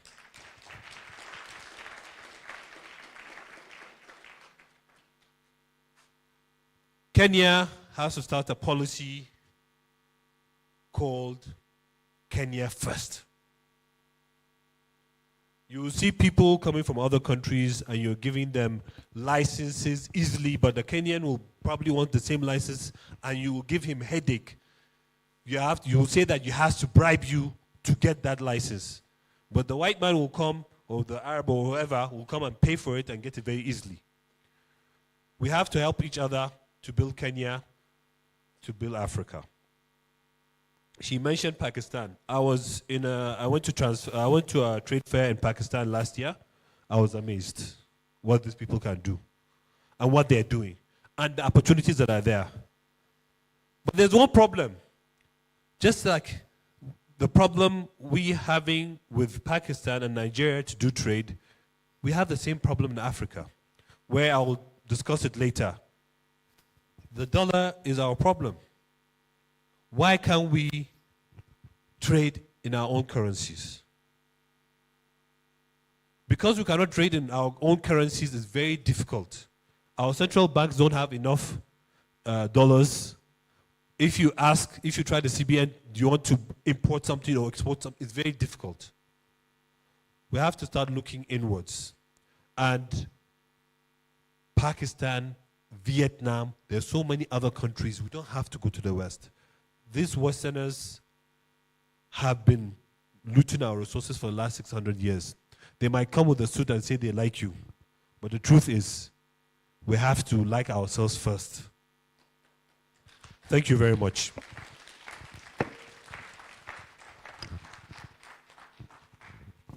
Thank you very much. Please put your hands together for our keynote speaker. Makofi kwake tafadhali. I think it deserves better than that. Please put your hands together for Mr. Baffa Sulaiman Saleh. Makofi. Thank you very much. And thank you so much, sir, for, of course, pouring yourself in that speech. But most importantly, sharing with these young people that they need to love their country first. And I'll just say it on a light note, what you said that we need to have a policy called Kenya First is actually the slogan of the current ruling party. Call it Kenya Kwanza.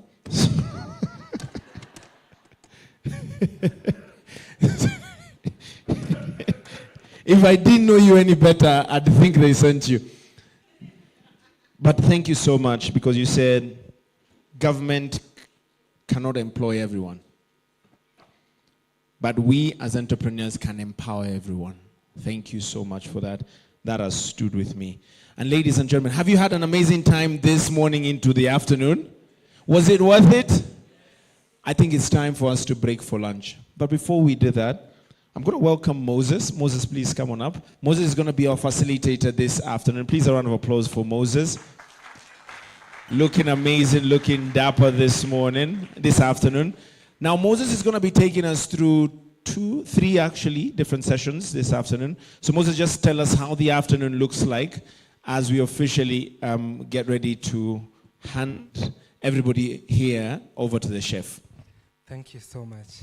Good afternoon, everyone. Yeah, my name is Moses Ochieng. I'm honored to be here with you today. So in the afternoon, basically, we're going to just come. We're going to have more sessions of interaction. We're going to start first with a panel, where now you're going to listen deeply. You're going to ask some questions more to Phoebe and Dan here, people from various sectors with us. And after that, again, we're going to have now more of discussions. We're going to be divided in our groups. We're going to indulge. So I really hope that we're going to be as fast as possible over lunch, so that we have an amazing session in the afternoon. Thank you. Thank you very much. Please, a round of applause for Moses. Thank you so much for that. Now, we're going to have a brief photo session that's going to be done here.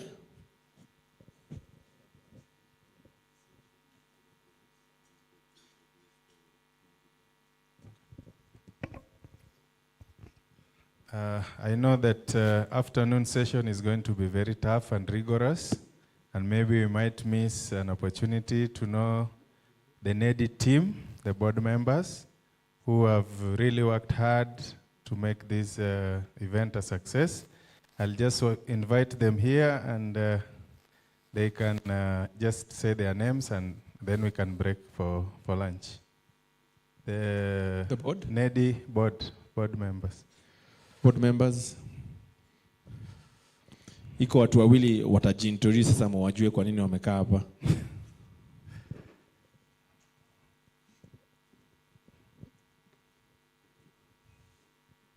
Good afternoon. My name is Awa Milimo, board member at NEDI. Thank you so much. Good afternoon. My name is Wycliffe Mirina, board member at NEDI. Thank you very much. Good afternoon. We meet again. My name is Dr. Anne Phoebe, board member, NEDI. So Phoebe, you know very well, is the anchor and he sits on that massive center for business. These two are wonderful entrepreneurs. You need to talk to them. He runs, I don't know how many companies, and is the Kenyan representative of the South Korean government. Mr. Mirina here. You know, entrepreneurs don't speak much. They think too much. She is from Tour Operator Society of Kenya. She sits on the board. And she runs a very beautiful tour company. You will interact with her to know more. So we met in very aggressive circumstances, but God has brought us together. Thank you very much. So actually, before you take a seat, let's just take a picture. So let me ask anybody from the hotel. Ikitu inaka aisongi. Okay, it's moving actually. So we can have, please, you can help me. So we can just move it towards me so that we can get as many people as possible. Yes, I'll have Waziri join in the next one. So let me just have one for the board first. And then Waziri and my guests are going to join in just a little bit. All right. You can smile, guys, by the way. It's a success. So you want to smile? Thank you very much. Asante sana. Then I'll ask our speakers, all our speakers to join up. Amos to come on up. All my speakers to just come on up so we can have everybody in. So Mark is unfortunately not here. So Ken, Babu, Amos, Professor Mohammed, I think he's left. Alice, thank you very much. Dr. Juliet, apologies for that. We can have Mr. John Karanja. And then, yes, Mr. Bafa Suleiman. Beautiful. Thank you, we go. And then my final picture, all my invited guests that are here as well. You got a special invitation from us. Guys, you can smile. You can look at the camera and smile. There we go. This is my final picture. All right, all my invited guests, I'll just ask you to join in this picture as well so that we can all of us be in one large, big family picture. This is the portrait we're going to be hanging and saying this was our first ever engagement with the young people of this beautiful republic. And from here to all the 47 counties plus. So please, let's all join in. We can actually have, some of us can sit actually. So our chief guest, Waziri, can sit and then the rest of us can actually just shimmy to the back. So,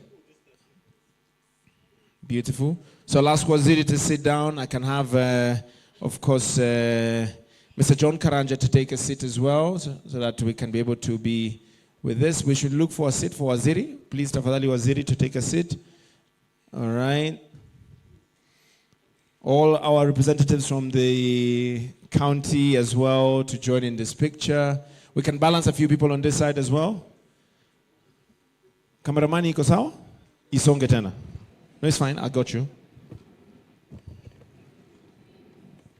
We're good? Okay. There we go. We should get it. You can smile. Yeah, there we go. I take smiles this afternoon. Cameraman, when you're happy, just give me a thumbs up. I'll be content with. Thank you very much, ladies and gentlemen. You may kindly all take your seats. Makofi kwa tafadhali, all our distinguished guests. Now, for the rest of us, over lunch, we'll have a special, and I'll want to work with my cameraman just to, let me just move this to the back so that you guys can, sorry, director. Utaniambia tunaweza piga picha wapi nje, sio?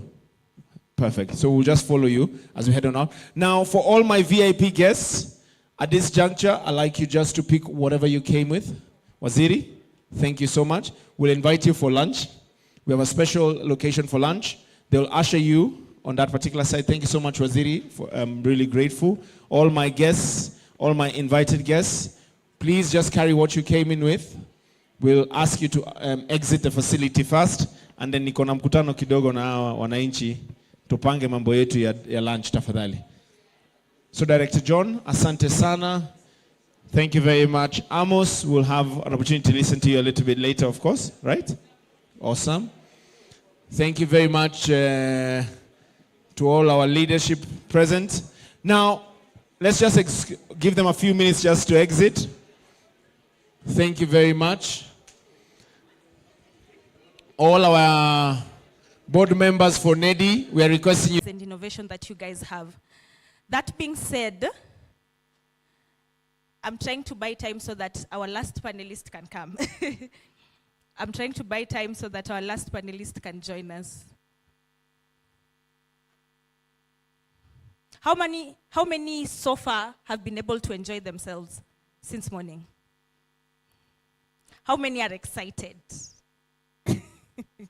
You're excited to to share your ideas with us, right? Yes.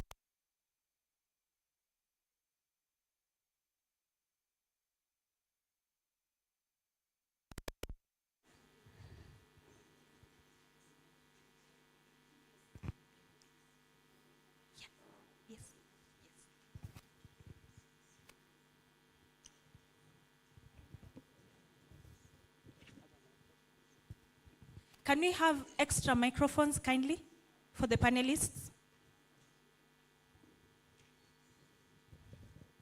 If you could have each of them to have a microphone.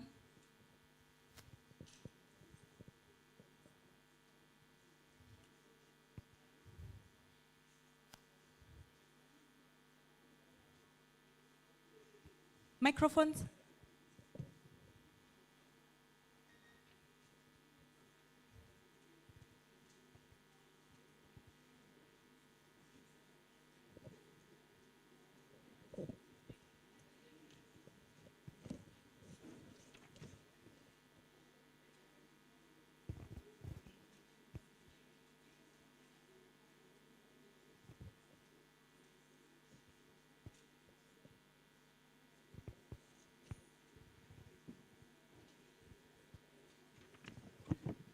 When Zenu amenda wapi, all of a sudden I feel like the hall is not full.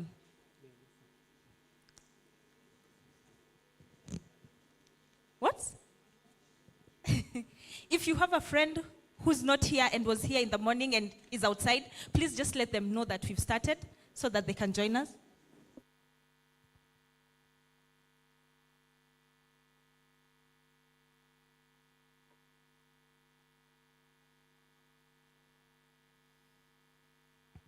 All right, all our panelists are here, and I'd like to invite Moses to introduce our panelists so that we can, I am going to be the timekeeper for this particular session so that we can go into the meat of why we are here, right? Yes, okay. Moses, karibu. Good afternoon, ladies and gentlemen. Thank you so much for staying put. So I kindly request you to stay silent as we start off. As you've heard, my name is Moses Ochieng, and I'm so glad to be a moderator of the session this afternoon. So I will quickly start with a very quick introduction of my panelists. I don't want to do repetition, so I'll just give them one round as we get through this session in line with the theme of strengthening the youth and women potential in entrepreneurship. So I'll start off with Amos. Good afternoon. Yeah, my name is Amos Onyango. I'm the founder of Lari Africa Foundation that is focusing on upskilling, reskilling, and scaling. And also I'm an author of 4 books. And most of it that I love most, I'm a social entrepreneur. Thank you. Thank you, Amos. God is good? And all the time? That's his nature, eh? My name is Daniel Mbogwa. I'm the chairman of the Tour Operator Society of Kenya.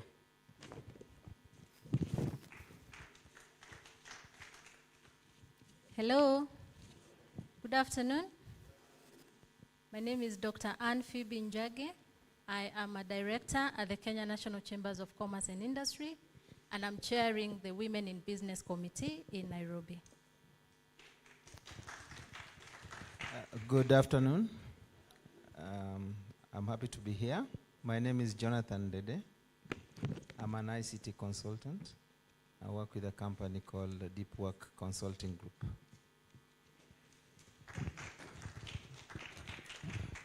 Good afternoon. My name is Baffa Saleh. I'm a business and political strategist and public speaker. and also Executive Director of NGO called Initiative for Transparency and Accountability.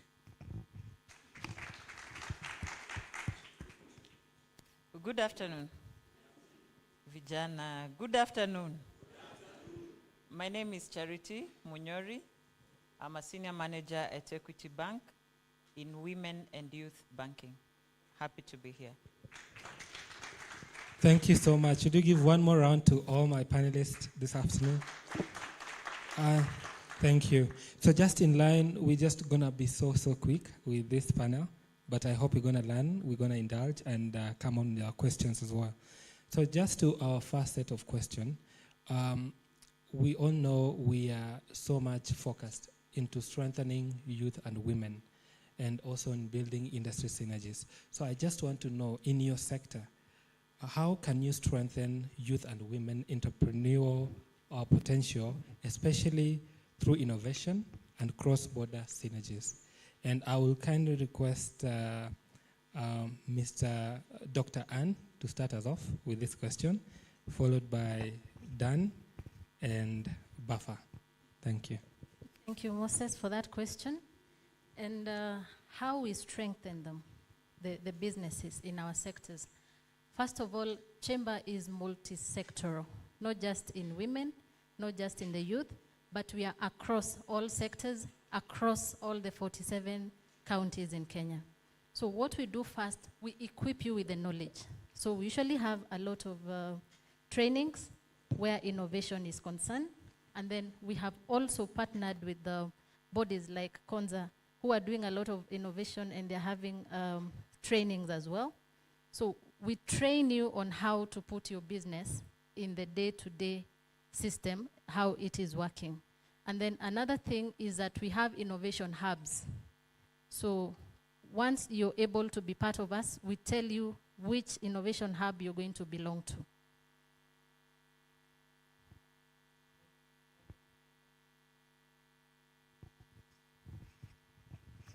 Yes, innovation and or computer technology is one of the things that are actually moving the world as you speak.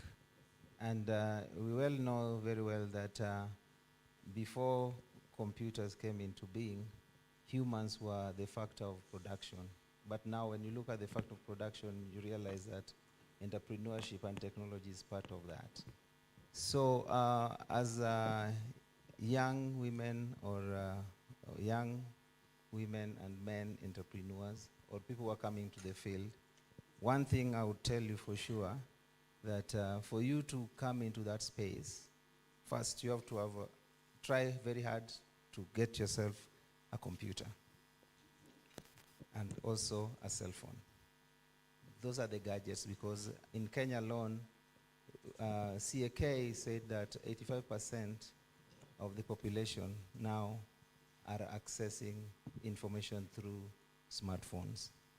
And the network penetration through Safaricom and Airtel and other carriers have also reached a very high level. So trying to be in the business of innovation, one, you have to realize that, is there a problem? You take that. Yes, there's a problem. Is there a solution? So that's where you come in. And in that solution, can you make money in that solution? If you cannot make money in that solution, that's a hobby. So I know there are a lot of platforms, or there's a lot of software that are being developed there, but don't go with it because it's a hobby. Go with it because it's trying to solve a solution. People make money because you're innovative and you are trying to give solutions to people. So we are going to a lot of data, or data transformation, or digital transformation, where everything, if you do not catch the plane now, or you leave with the fastest train, meaning that you are going to be the guys who will be suffering. As they say that AI is not going to deny you jobs, but people who have knowledge of AI will replace you.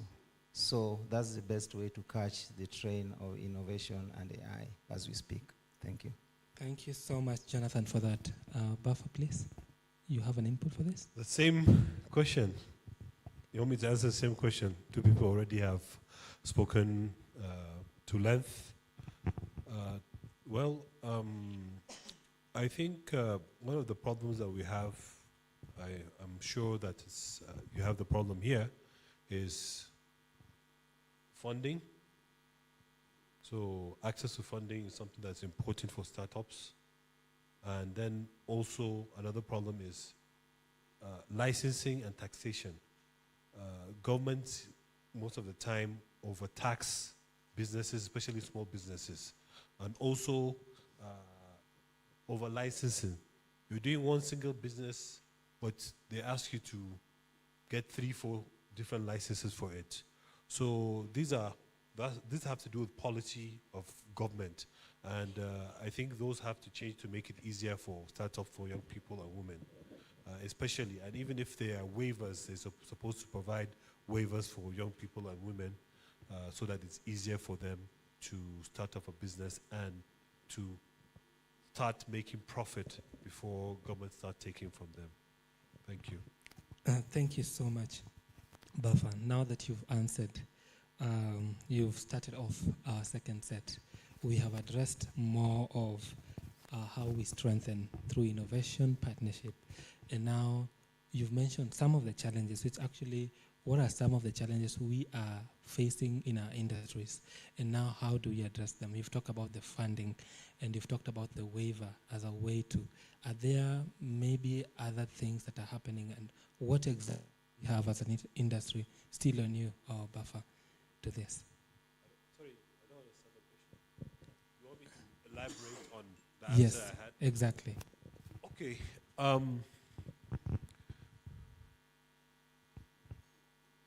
Well, you see, I think some of the problems that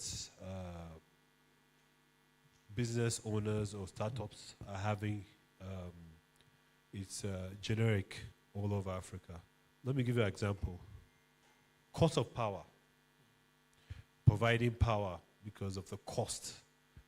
It's something that really doesn't allow you to make enough profit to survive. So power has to be improved. These are things that a lot of them have to do with government and have to do with policy. That's why when I initially spoke, I spoke about women and young people making sure they're in government so that those policies can change to make it easier for them in the different sectors. Also, lack of information. I think my older sister here brought different opportunities out there, but I bet 99% of people in this room didn't know about those opportunities. So information is very important and is key. So sometimes the agencies do not do enough to bring out those information. So you have to look for the information. You have to Google. You have Google. You can go to the agency and ask. So I think young people and women have to start finding out those opportunities, because some opportunities are there. You hear that, oh, there was a grant of $5 million and not up to 10% of it was used, and you have to return it to donors. So it's very important for people to find out information. Information is key. But if you don't have information, then you're in darkness. Thank you. Thank you so much. Maybe before we hear from Ms. Charity Mwaura from the foundation side, I would give Amos maybe a take to let us know what are, as a sociopreneur and a youth advocate, what are some of these challenges you've had? What do you have in terms of solutions or towards helping the young people really get into the space? We've talked about the partnership, we've talked about the innovations. These are people that are rich in knowledge, but what is it that is so lacking that is yet to be done in terms of all they have in the sector? Thank you. Okay, thank you very much for that. First, I will start by echoing what you said. The problem that Kenyans are facing, the Kenyan youth, or Kenyan entrepreneurs is the same as the problem that other young people are facing outside. But let me focus on myself, for example. I'm on the ground, and mostly what happens in our country, which I've seen, is that we elect people who are not on the ground. We elect people who claim to be youth, and they're not youth, and they don't channel the ideas of youth. So at the end of the day, our agendas, the young people, are not well taken care of because somebody somewhere chose to reward their loyalists. So that is one of the things that we really need to look into. Like, if a young person is doing farming, let that young person be elected or nominated in the same. Let it not be somebody who has taken years and then the person claims to be youth at heart. We need to start living by this practical example and not expecting to do things the normal way to get the actual result. If you go, for example, from a youth in Mathare, they don't want to listen to all these written policies on the books and all this. How will I manage to sell my little avocado? I'm in the creative space, and creative space is one of the areas that people look down upon them. Like, for example, if you see what I'm putting on, somebody has spent time in making what I'm putting on. If you see the artists who are drawing, they have spent their money in doing it.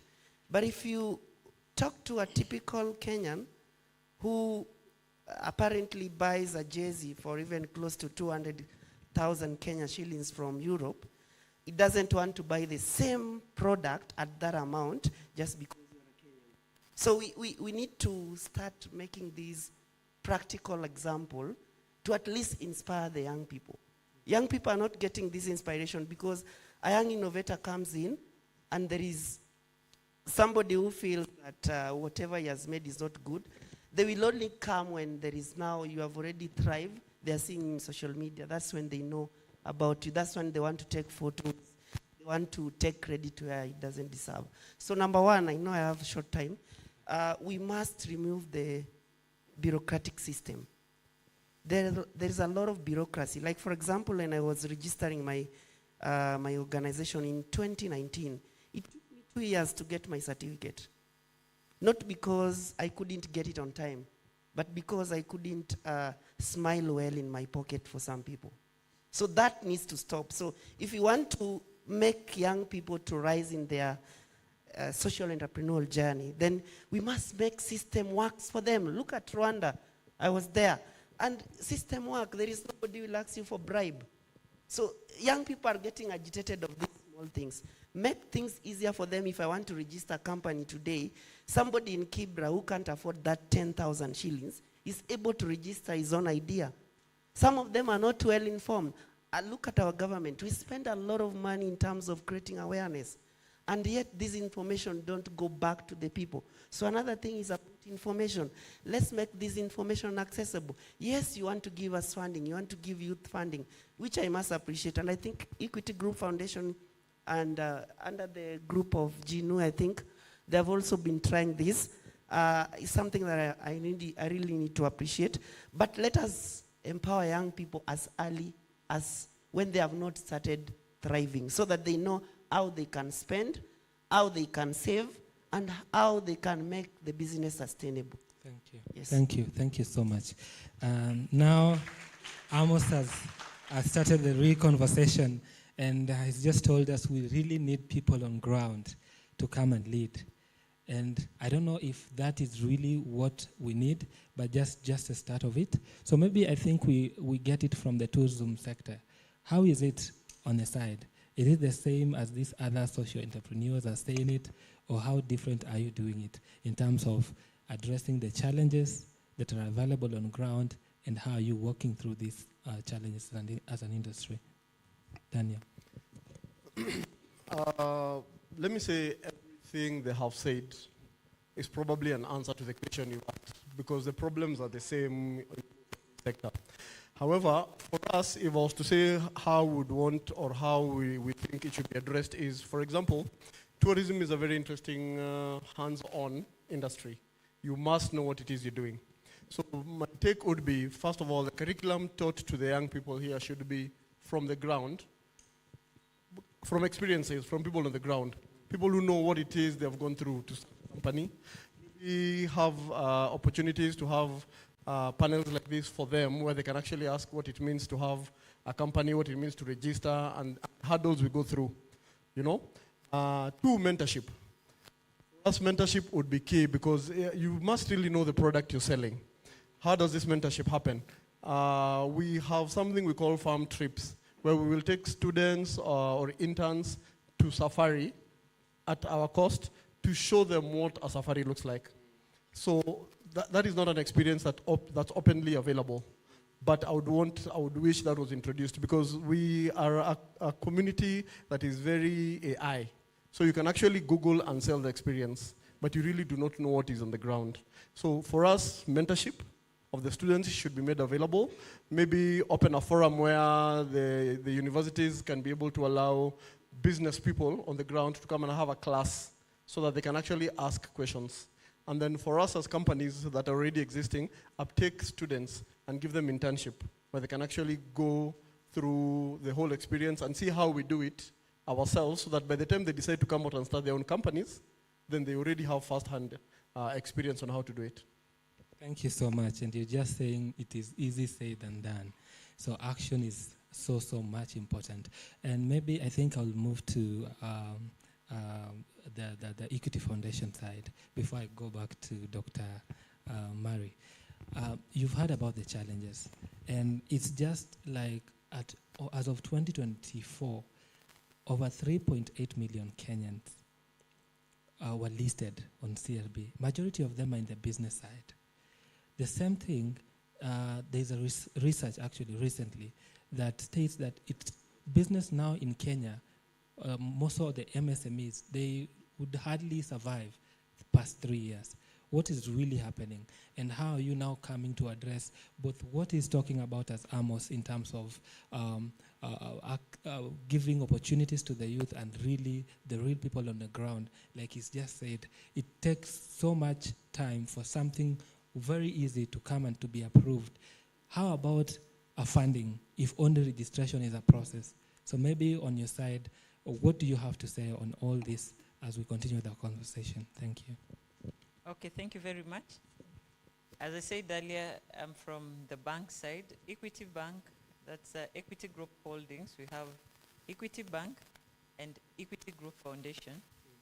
So the foundation delivers on the non-financial matters, the social, the wings to fly, the enterprise development, the innovation bit of it, and then they pass the customer to our side, and we deliver on commercial bit of it, where your question lies, but just to help you understand how we sit in the bank. Thank you. So personally, I'm active on both sides because with the women and the youth, they need both financial and non-financial support. So allow me to just say that I really appreciate the feedback from all the other panelists, which again answers a bit of your question and raises the next. And just to say to the youth, when it comes to listing, wengi wamelistiwa hapa juu ya Hustler Fund. Ama ni gani? Ama ni mshwari? Iyo. Yeah, so it's all, it should not worry you. The most important thing is what did you do with that money? So I want to believe there are people who started businesses with a 1,000, with a 3,000, and today they are not at the 3,000 point. They have grown. Yeah. Personally, having done, having been an officer and done banking for over 23 years now, I've seen people grow their businesses even from nothing. You know, just your name. You trust me as charity. You give me your goods. Sinafanyika hata sahi. You give me your goods worth 5K. I deliver in Moi Avenue. I sell at 6K. I return your 5K. I'll have made 1,000, right? So it's about your character, yourself. What's your name? Eh? Is it somebody who can be trusted? So you can start a business even from negative, just your name. The other thing is about the amount of capital that you need. I really appreciate the kind of proposals the youth are writing, even the women. But then when you want to start a business at 100 million, 100 million, urudi uieke kwa USD, na tunaomba pesa Kenya. I've seen all those proposals. They are good. But what I encourage the youth, let us think about starting small. There's nothing wrong with starting small. You'll still get to the 100 million project, right? But start small. Ndio najua unataka kufanya ile project kubwa ya irrigation sijui nini. But situanze hapa kwa ya basin, ya dam, ya tuende hivyo tukiendanga, si ndio? But then we start here, you make all the mistakes. By the time you're at the 100 million irrigation conversation, sijui kitu gani, you'll have done away with all these small challenges and you'll understand your project better. Then the other bit of it is, kindly let us get mentors. There's nothing wrong with you having the correct mentor. If you're in agriculture, focus on a mentor who is in agriculture. Don't say your mentor is in IT. The way he did great things and angukia 200 million, 100 million. Deal with the one who is doing agriculture. They already know the cost of fertilizer. They know when the government is giving free fertilizer. They know when the seasons are off, when to export avocado, when not to export, when not to harvest, when to have. You understand? So it's very important for you to get the correct mentor. And a mentor is not a competitor. So when you're talking, allow yourself to be mentored. Don't feel like this is a competitor, he just didn't want me to do well. Hiyo pressure weka chini. Funzwa biashara, naelewa biashara. And biashara is not in AI, and I don't go to Google where is the best place to sell avocado.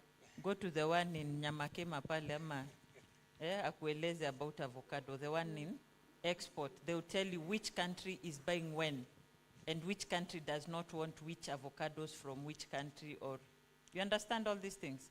So it's good to have the most, a mentor who is also informed so that they inform you, and you should not make those mistakes others have made. With that, you end up growing faster. The other thing is to have a plan. You must have a plan. You're starting your business now. Where do you want to go? In 10 years' time, where are you seeing yourself? So you must have a proper plan, and a proper plan is anchored on a proper research. So don't just do copy-paste. Our place businesses fail because I see you selling meat, and I feel, where I open mine. Then somebody feels, your motura yako atasi your motura. She opens again a butchery with motura now. You see, his was not offering motura and dania. Mine I came opened, I offered dania and nyanya. Then now this one has come offered dania, nyanya, motura. You understand? So let's not copy-paste, do your research. Probably it's the same meat, but how it's offered, whatever cuttings you're selling, the pricing, how you place it, you understand? So it's very important for you to do a proper research from end, and then you align yourself with that. Now let's come to banking. I know Kenya, we are ahead when it comes to innovation, mobile banking, and everything else. Even Equity Bank has the Equitel, which settles your money in the bank account.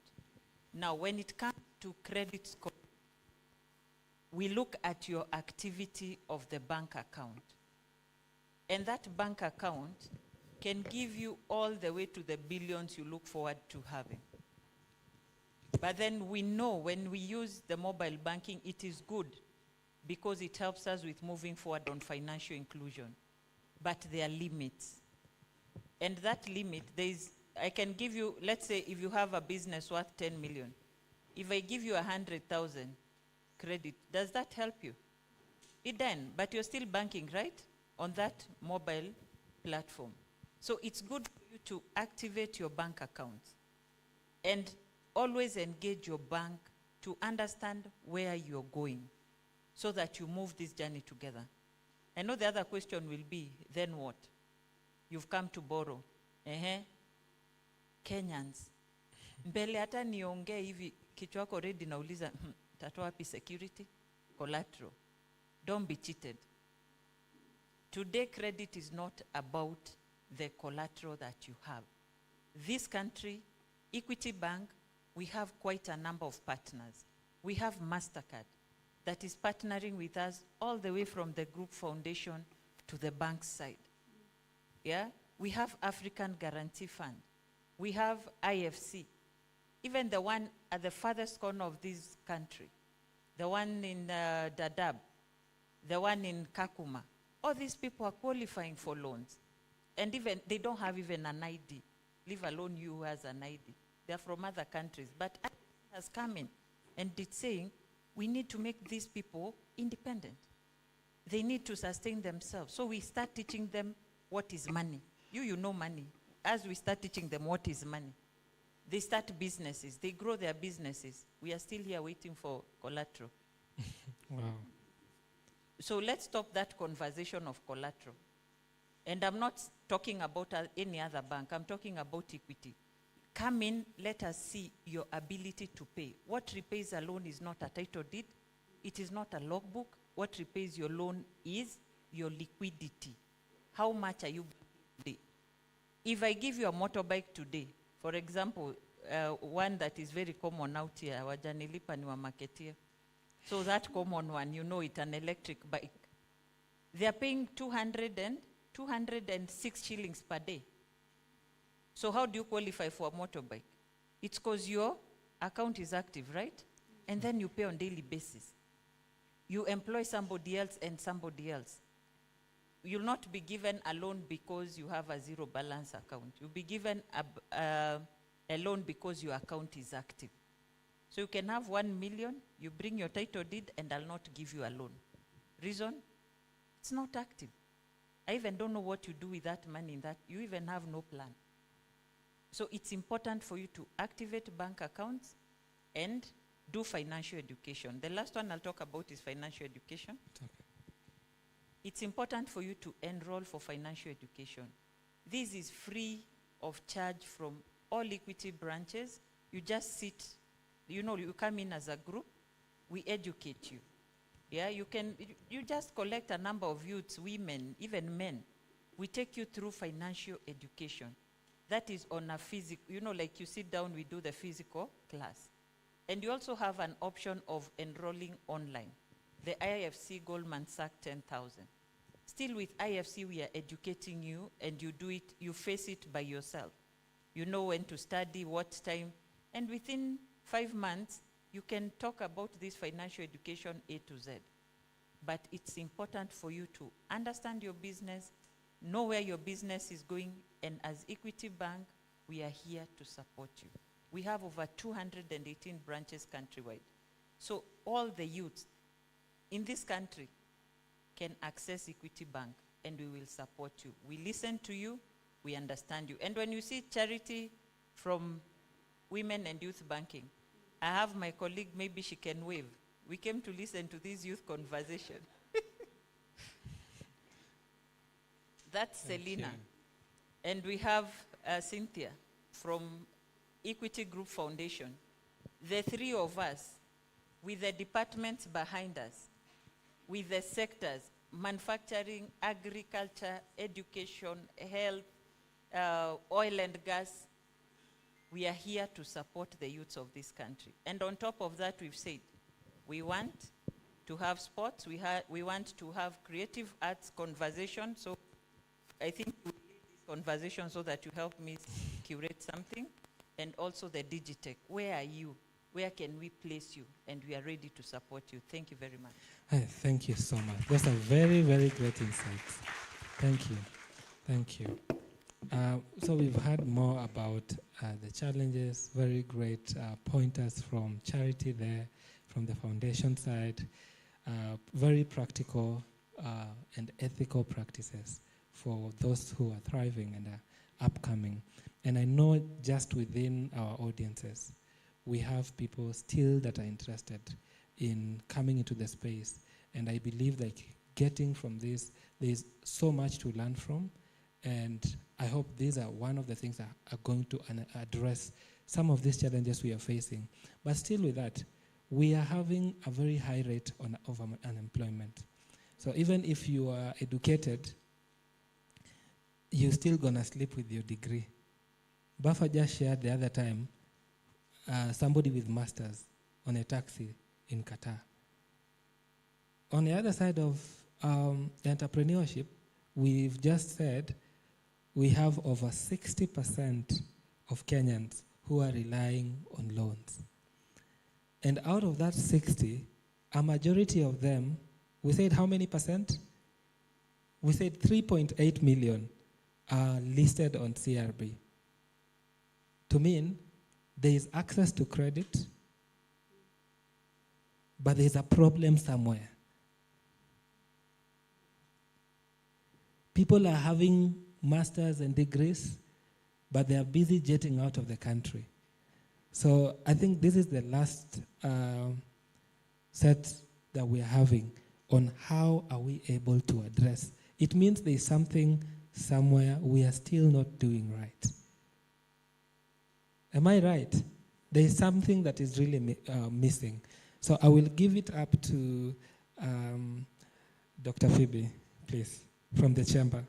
I know chambers have also partnered with a lot of financial investors in terms of just empowering the MSMEs.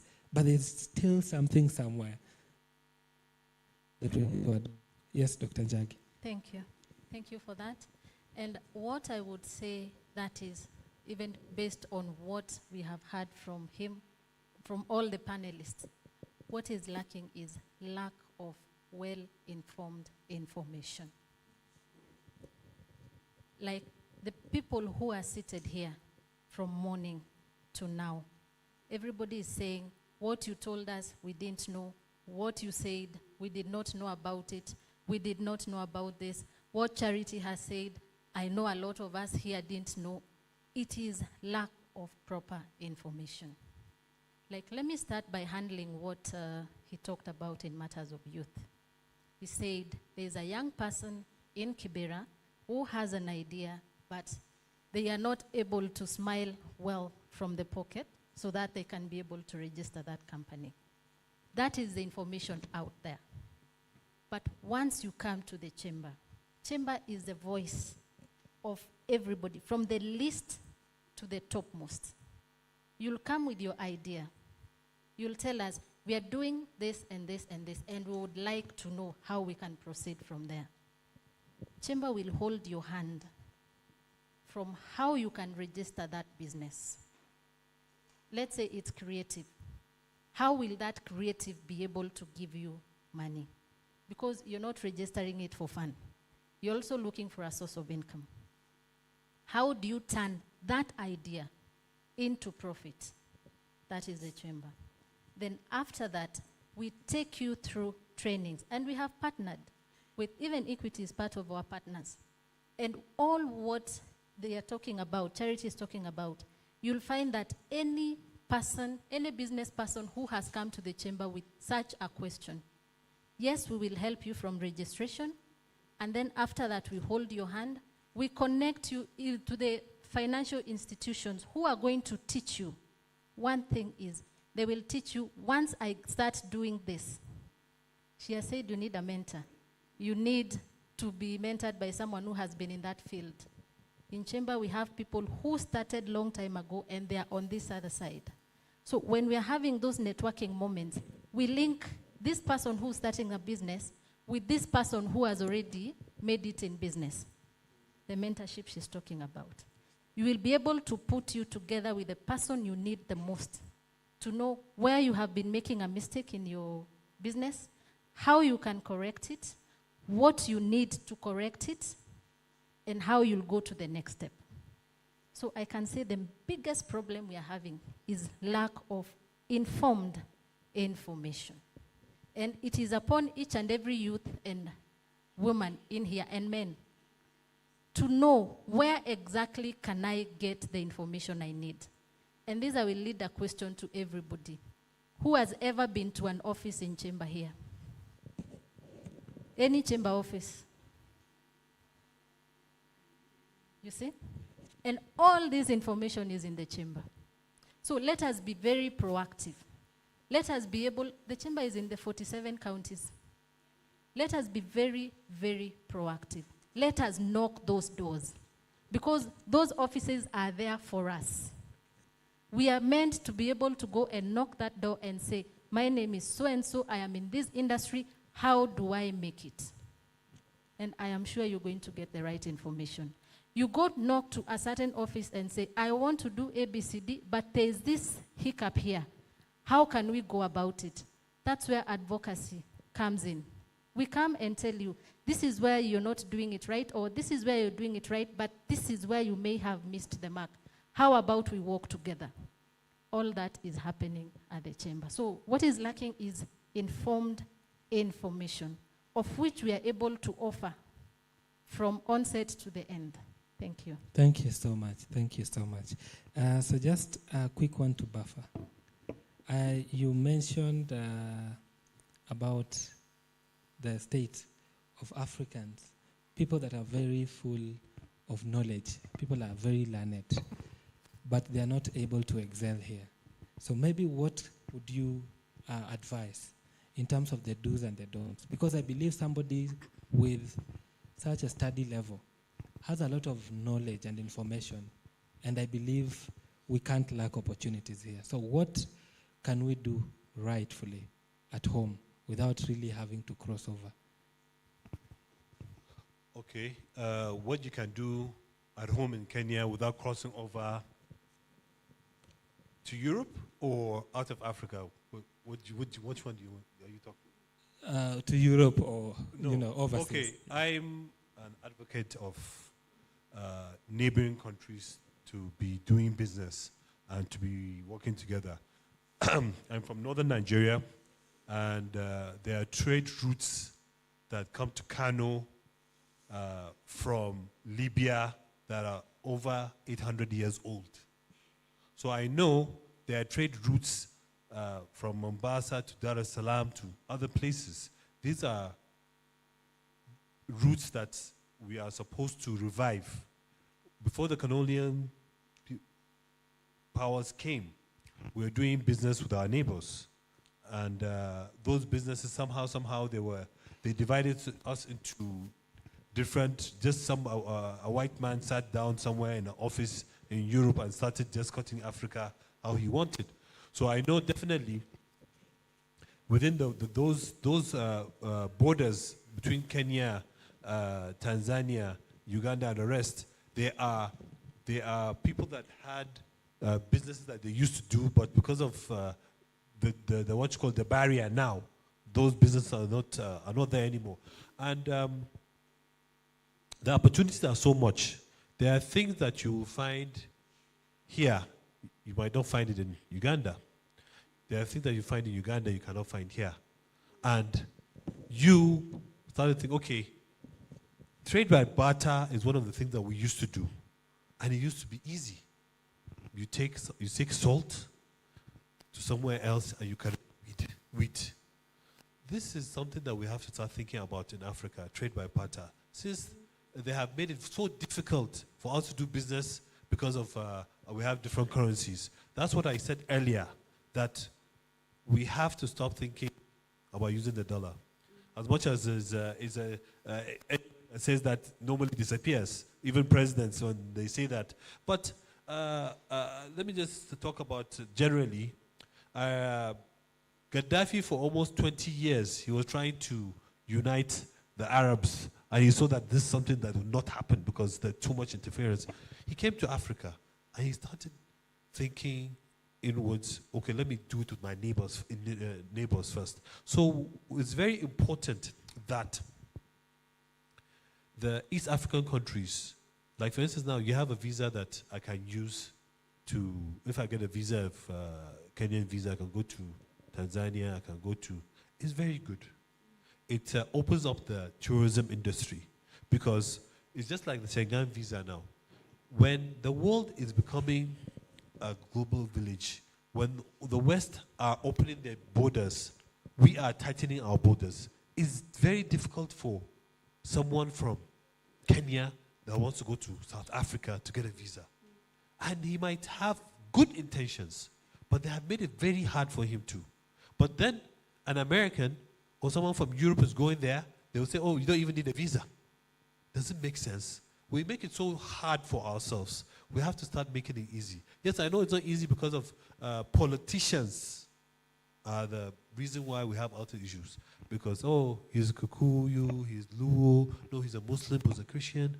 All of these are labels that the white man has emphasized on us. I feel there is a need, you know, we have to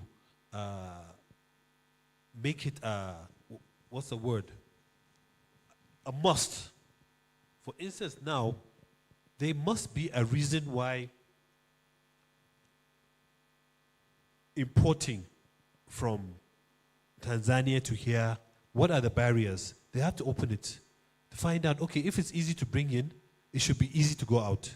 So the laws have to, we have to start making laws that are almost the same within our geographical regions so that it's easier for us to move around, to do business. And tourism is something I told my wife 2 years ago that you people are not going to Europe anymore. You'll be going to Kenya, you'll be going to Tanzania, you'll be going to Egypt, you'll be going to African countries, because I don't see anything special there, because we have tradition, we have tradition and we have culture. That the mistake we have done, if you see the Chinese, you see the Indians, why is India now moving forward? Because when the white man came, they did not lose their culture. Their mode of dressing, their food, they kept it. But us, generally in Africa, all of us, you see us in suits. I would want us to come to a platform like this and all of us will be dressing in our traditional attire and speaking Swahili. In those countries in East Africa are supposed to make it the national language and make sure that in primaries and secondary schools, science subjects, art subjects are taught in their native languages. I just want to make some point. Why is China developing? Why is India developing with the population of 1.5 billion in India? Because they teach everything in Urdu, in their language. But we have to teach in English because we learn in English. I was listening to a program 2 days ago in Nigeria and I was angry. One man was there saying that, oh, we should stop, everybody has to learn English because that's a universal language. No! Why are the Chinese doing well? They will come to your country, they don't speak one word. And they even come and invest in your country, but they're speaking Chinese. So there's a need for us to start looking inward, and what is ours is ours. What China or India did was, okay, they took the information from the white man, but they kept what they wanted to keep. But us in Africa generally, we just took religion from the West, and that's it. And our culture, everything, we threw it out. Even the mode of farming. Now there's GMO going around. You know about it. And you might... In Nigeria, this GMO issue happened with... We have the best ginger in the world. But 3 years or 4 years ago, we started having issues because of GMO. They brought some seedlings from outside, and now... Before Nigerian ginger, you cannot even put it in your mouth because it's so strong. But now it's just normal. So what I'm trying to say in essence is that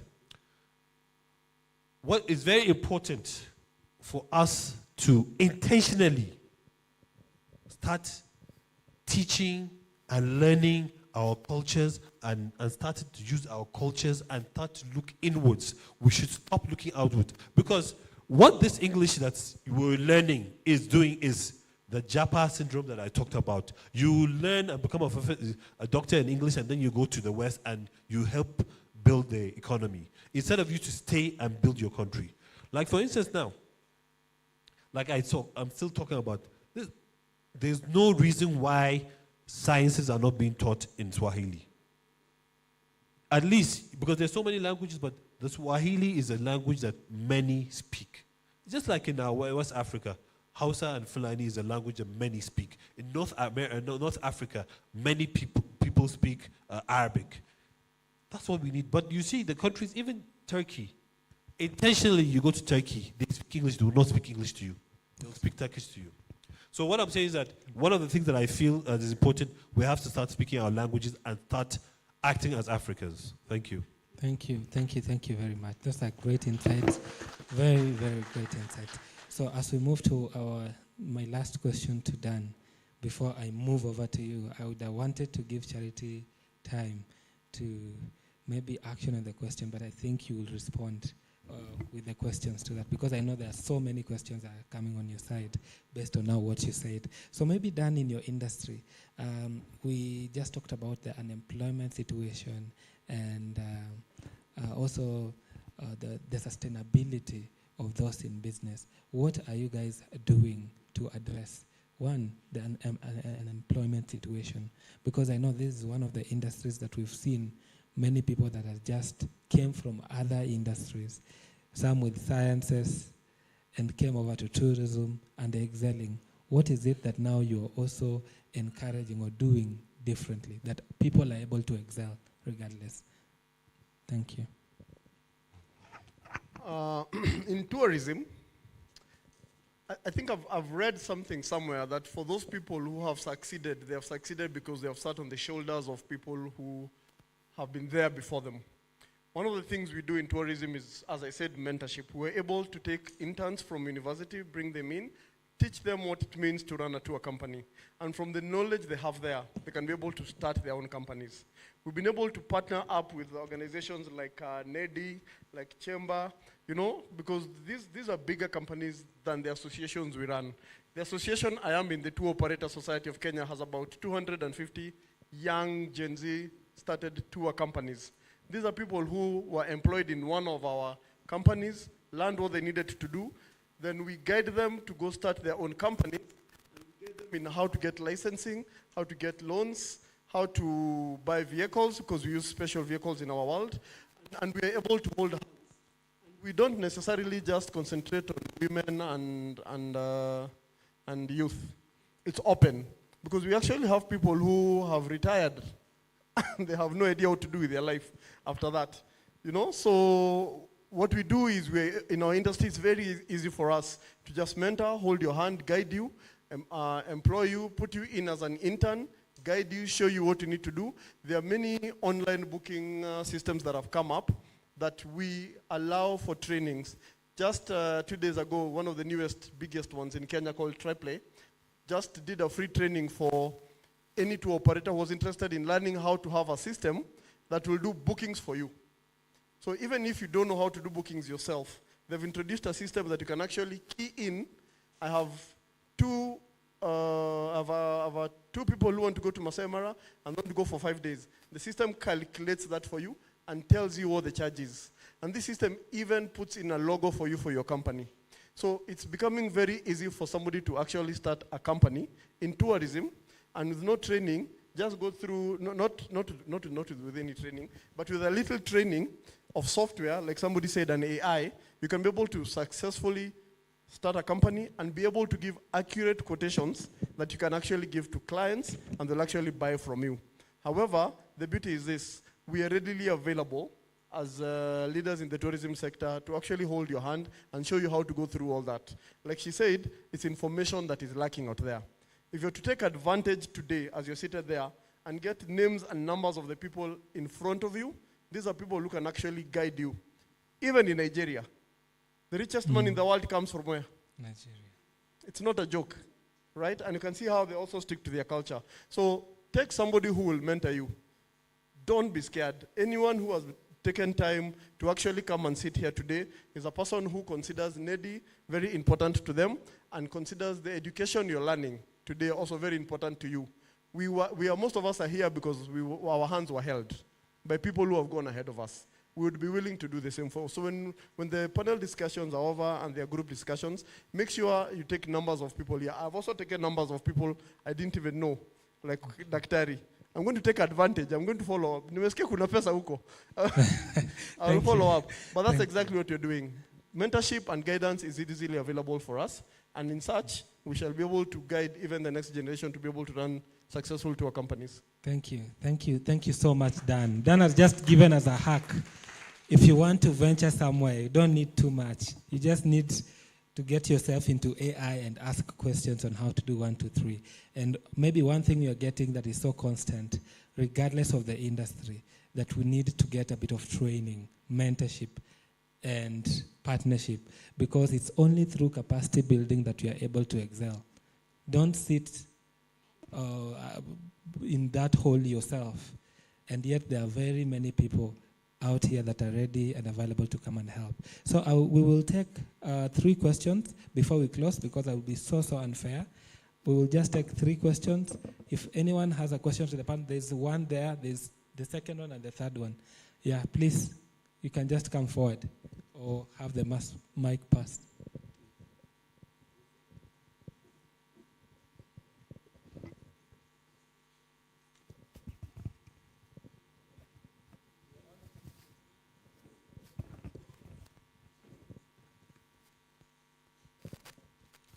Hello, my name is Dalton Omondi. I'm a student from Kenyatta University. I have a question. I actually had 3 questions. I hope you could allow me to ask them. The first one is to Dr. Phoebe. Forgive my ignorance, but how can we be more involved, directly involved with the chamber outside of, without having to deal too much with the chain of command? For example, right now I can talk to you directly, but dealing with the HR is usually not so good because they give you very little information. The second question is to Ms. Charity. You went through the proposals. I'm interested in what would you advise as a capital raising strategy for a company or a business? How much should someone aim to raise? If you raise too much, it may not be useful. And you could also put yourself at the hands of venture capitalists who will mess you up. So what is your advice on if your company is at this stage, you should aim to raise this much, on and on. And finally, to Buffer, I'd like to know from your experience, especially in politics, what motivates the decision to prioritize funds in a given sector? I ask this out of curiosity because we see our government, let's say they have about 20 million shillings and they take it to a church, for example. And in my head, I wonder, why don't you take this to a university or to the youth and say, who has ideas? We give you these funds to build something. So what do you think motivates the prioritizations of funds, and what would be needed to make it such that that prioritization is useful to the youth? Thank you.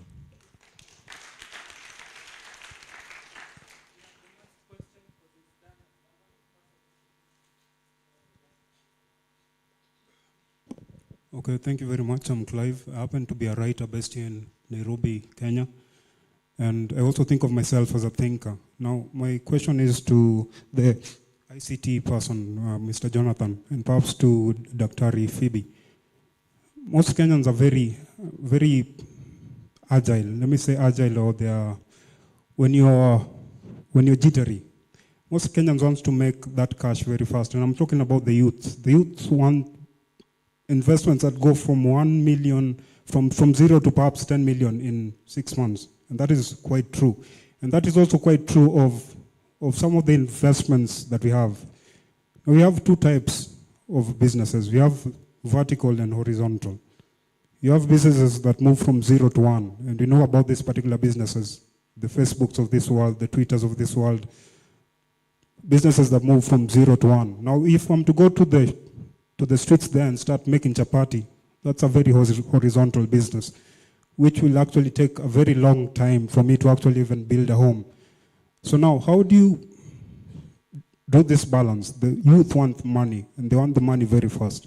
But then again, you're advocating for that long, that ile azamani ile, that traditional way of doing business. So how do you draw this particular balance? Thank you.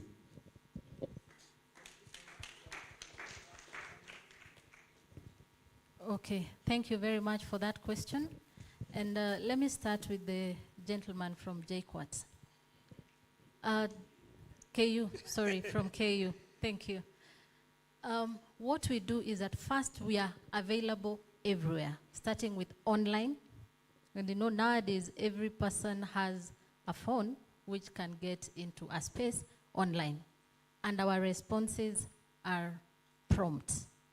And I can just tell all of us here, if anybody has any question, you can go to the platform, your chamber, either through the website. And now, when we talk of website, each of the 47 counties, each county has their website. So it depends on where you're talking to them from. So once you go to the website, you'll be able to ask the question and you'll be directed accordingly, and it will be taken up from there. So is to the social media, to the LinkedIn, to the Facebook, to the Instagram, and all that. You will be able to be guided. You don't just have to see the senior person. And if it is that person you want to talk to, from how you're going to ask your question, you'll be guided accordingly. And now, for a young person, we have programs which start from the campus level, from the university level, from the idea level. There's something we are doing with the universities. What are we doing with the universities? We are going to the Students' Council. We have started getting out of our ways now. We are not waiting for you to come to the office. We are also coming to where you are. So we are going to the Student Council, and we are telling them, how can we start working with these young people so that we know how we are going to help each other? What have we done with that? We have made sure that any person who has a business idea is in line with what the institution is offering for purposes of accountability. Because if we let anybody do it, we are not going to be accountable. And if you're not accountable, you cannot measure your success. So we are working with the Student Council. There is, it's an organization for the Student Council, the Business Club. So if you're in the Business Club, we are coming to where you are, you're asking us a question which you want to ask us, and then we know how we are going to move forward from there. Remember, all these organizations are membership bodies, meaning there is something you need to pay for it. However, when we come to students, we know that you're not earning. So at that level, we are not going to come and tell you, give us 100,000, give us 55,000. No. We are coming first listening to what you're telling us about. Then we see how you're going to proceed. And from the moment now we start teaching you how to register that business idea to now become a serious business person, that is the time we will start asking you for a very minimal fee of 3,500 per year. As a student, would you lack that amount for the information and knowledge you're getting? No. So that question of asking how you get to us, we are in this, our offices are open, we're in the social platform, and I believe everybody can be able to reach to the social platform, and then we are also coming to where we feel we are needed. And the other question, you've asked about horizontal and vertical. What I can say is that easy come, easy go. And I'll still echo what my fellow panelists have said. There is no way you'll start selling an avocado today and tomorrow you want to export. It's a journey. It's a journey. How do you walk that journey? It is 1, through knowledge, 2, through mentorship, 3, through partnership, and now you will be guided. And in a way, you'll also be helped. Because as a young person, you're starting a business, and you're saying, I want to farm, and then I export. Definitely, you'll need to have export license. You'll need to have the capital. You'll need to pay, to have money to pay for the, the shipping, all that. And as you've heard, for the banking institutions or the financial institutions who are here, she has said, you don't need to have collateral. But it is not just not needing to have collateral. there needs to be history. So there is nothing like Pepeta Iwake, no. It is a journey. We'll have to start working from where the business you're talking about, we see how you're growing it. They have a track record. We have a track record of how we have worked with you, and that is how your business is going to grow. So, and I hand it over for the technology part. I'll give it to Charity first. Thank you. Thank you so much, Dr. Phoebe. Okay, thank you. I'll not go straight to his question. There is a question you had asked earlier about Exactly. jobs. Now that it's about the youth. Just to ask the youth and everyone in the house to appreciate one great thing God has blessed us with in this country, and that is agriculture. If we can only revive even 2 ecosystems within agriculture, it's going to take in a lot of youth and create employment even for the future generations. We could have failed, probably those who are ahead of you as youths, me included, but you should not fail. Think about cotton ecosystem. Just cotton, we pick cotton today, and I love giving that example. What are we putting on? Clothes, Indio? We start. Farmers. We have the seeds, somebody will supply. We have the women and the youth, they will farm, Indio? Small acreage, big acreage, but somebody will farm. Somebody will transport. Somebody will take the stuff to the ginnery. A ginnery will buy. Are you seeing money there? Are you seeing creation of employment? We go to the mills. They will create some good attires. I've identified that should be Kenyan attire. We have others, but I know that one is Kenyan. Actually, everything is Kenyan I'm putting on, except the shoes. So let me just elaborate. The t-shirt comes from Vision Company, if you know Vision. My khaki trouser is from, the fabric is from Rivertex. How many people know Rivertex? So I'm purely putting on a Kenyan. Thank you. Let's appreciate him. Okay. So if everyone puts on Kenyan, there will be employment in this country, right? So up to the mills, material imepatikana. Let's go to now the stitching. And that's where majority of the youths are. Very creative with fashion, very creative even with how to stitch. Very beautiful stuff. How many people will be employed in that space? Then let's go to even selling it. How many more people will be employed? So the greater thing is that we now have a system, an education system which I really support. I don't know about you, but at least I don't need to do biology for me to make clothes. You know, I start making my clothes from grade 2, grade 1, and I grow. By the time I'm done with the university, I'm not carrying a biochem or master, and I'm talented in creative. So I think we have the best system now. The only thing we need is to support it. And it is you who is seated there who ought to support it. And us who are seated on this other side, we can only support you to support what is happening. And we be real.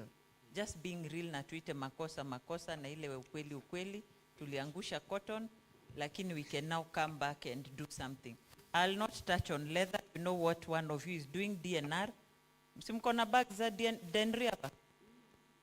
Just but changing the whole conversation. So everyone can do something and we create employment. Na tusichague kazi because we need capital to start our businesses. Capital too is what you need. Do something to start something and create employment. That's something, back to that question. About, there's this narrative of venture capitalists, angel investors, grants. Gani ingine nasikia na nyinyi mayouth? Munazijua, Let's stop running away from reality. We are blessed as a country. Upstairs, we are good. We only compete with Nigerians. Tunapelekananga hivi. But we are talented. Sindio, hiyo tunakubali. Na huwa hatuchagui kazi. Maybe some of us. But then when you're talented, ask yourself, this particular solution, I have an IT solution, yeah, that will help people in tourism. Why should you be going round and round people, you know, grants, oh, angel investors, oh. Now you can imagine you have a solution. The one who had a solution went to the one who needed it. Sindio? Is it working? And somebody's earning, right? Are you angel investors, venture capitalists, or what, grants? They are not. Sindio? Lakini we sasa una app unazunguka, within no time technology comes, overtakes your app, and then you sit down and say, you know, somebody stole from me. Stole from you where? You weren't exposing it, sindio? The moment you come to me, I'm an IT guru, you expose your app, and I'm able to add 1, 2, 3. You continue waiting for venture capitalists, I take it up and run. And I'll come and sell to the same people who need it. So whatever solution that you have, please take it to the people that need it. And then they'll tell you, this solution is so good, let's try it, and we can always buy some shares in it and bring in other people who need it. Then you continue building. The most important thing is you are the owner. Sits in your brain. And you can only improve it, right? So I'm talking about that space that needs venture capitalists of millions of shillings. It's not a bad thing to have venture capitalists and grants and all that. But understand, you remember that story of research? Do your research end to end. Know at what point you're in business. If you are at startup, try to grow, try to talk about it, bring in the right people. When it's at the point of peaking, bring in the right people and it will peak and go very well. But if you're down here, I wish I had that chalk and anyway, nimekuwa mwalimu sana. So if you're down here in business and you bring in somebody who expects you to sell whatever app and you give them money and pay up, within no time, you'll be at negative. Because you're using money to look for money, sindio? And it's not giving you the money. So at the end of the day, you end up worse than where you were when you're bringing somebody in. But if you are at this point where you're not picking and you bring in somebody who is buying your shares, it can only fly. Because now you're there, you have the experiences, you know how much you spend, you know your target market, you know your next market, who needs it, who doesn't need it, at what point you need to upgrade whatever solution that you have. If you're being mentored, you know when to put in the money. So depending on the space you're in, it is important to understand at what point you're in within your business cycle. If your business cycle iko hapa chini, mahali kampuni mingi ziko, and somebody else said about those businesses that are collapsing. Why are they collapsing? If I have a shop in town and I'm not in Facebook, I'm not in X, I'm nowhere. I'm still waiting for somebody to walk in and pick a cloth. Yet the biggest generation of this country is the young people. Sindio? See, my Gen Z, see youth, what at me included, we all Gen Zs. Yeah? See, we are all online, sindio? You will fail because you're not online. So if you don't accept technology, by the way, you'll pack and go home. If you still expect people to pay you cash, M-Pesa sichukui, yapana staki kuswipe, sichukui cards, I want cash. We'll leave you there with your stuff. We go to the next shop that accepts soft money. So it's important for everyone to align, understand who has what within your space. If it is an app, take it up and run. But we can't continue doing business as usual and expect us to do anything new now and even for the future. So we will close. So I think I've answered. Yeah. And for everyone else, I'll be here for another like 30 minutes. We can meet out here and continue discussing. Thank you very much. Thank you so much, Charity. Buffer, let's just try be brief. We're still going to be here to engage after the session. Okay, from my younger brother from Kenyatta University, he asked about how politicians or government officials privatize projects. Well, both, unfortunately, is only, not only, politicians are very, very funny species. And unfortunately, they have, between them and the civil servants, because the civil servants also, because of corruption, have learned some of these bad habits. Someone will decide a project just for personal interest because either he's going to make money or that project will help him win an election. So that's the only reason. For instance now, let me give you an example of a problem we have in Nigeria, and intentionally politicians don't want to solve it. The herders and farmers issue, whereby herders will come with a cow and go to farms and destroy it and blah, blah, blah. And the former government decided that, okay, we will have ranches in some places so that the herders would not be moving. The same farmers said, no, they don't want, why should government build ranches for herders? So a solution was brought, but people went against it. And because it was not really the farmers, it was politicians, because those crises that happen, that's what they use in divide and rule to win the election. Because if all young people decide that, okay, we are voting for so-so person because he has a good idea, you all have decided you want to take your future in your hand because you want to make sure that the policies of this person goes towards what you want. Somebody else will try to divide you as young people. No, you're Kukuyu, or you're Lu, or you're this, or you're that. So vote your own person. That's one of the major reasons. They just do it because of personal interest and corruption. Because, okay, I have a friend that imports tractors. And those tractors cannot be used in Kenya. And I know that. But because I want to make money, I'll buy that tractor. And that, you say, no, then they'll come to TV, oh, we're doing mechanizing, this is what, it will look very beautiful. But after 1 or 2 years, those tractors have started working and they spoil because they were not made for the kind of land that's here.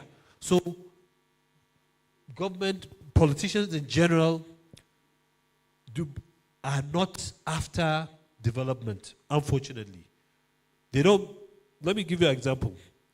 Majority of politicians do not believe in human capital development, which is the most important thing.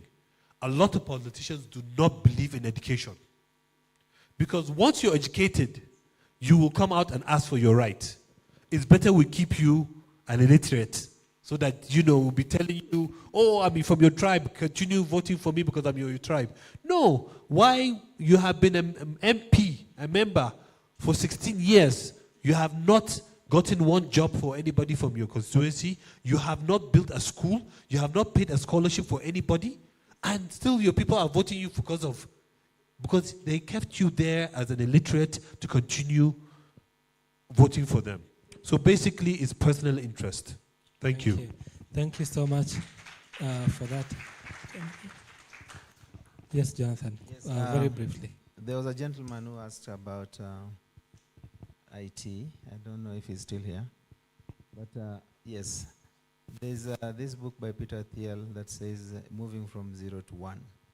And 0, in a sense, you realize that China, people really knew China as a copycat country. So they were doing reverse engineering. So they're producing, overproducing, they're not doing research. But now if you look at YouTube of what China do, they've moved now, they're on one. They're doing innovation.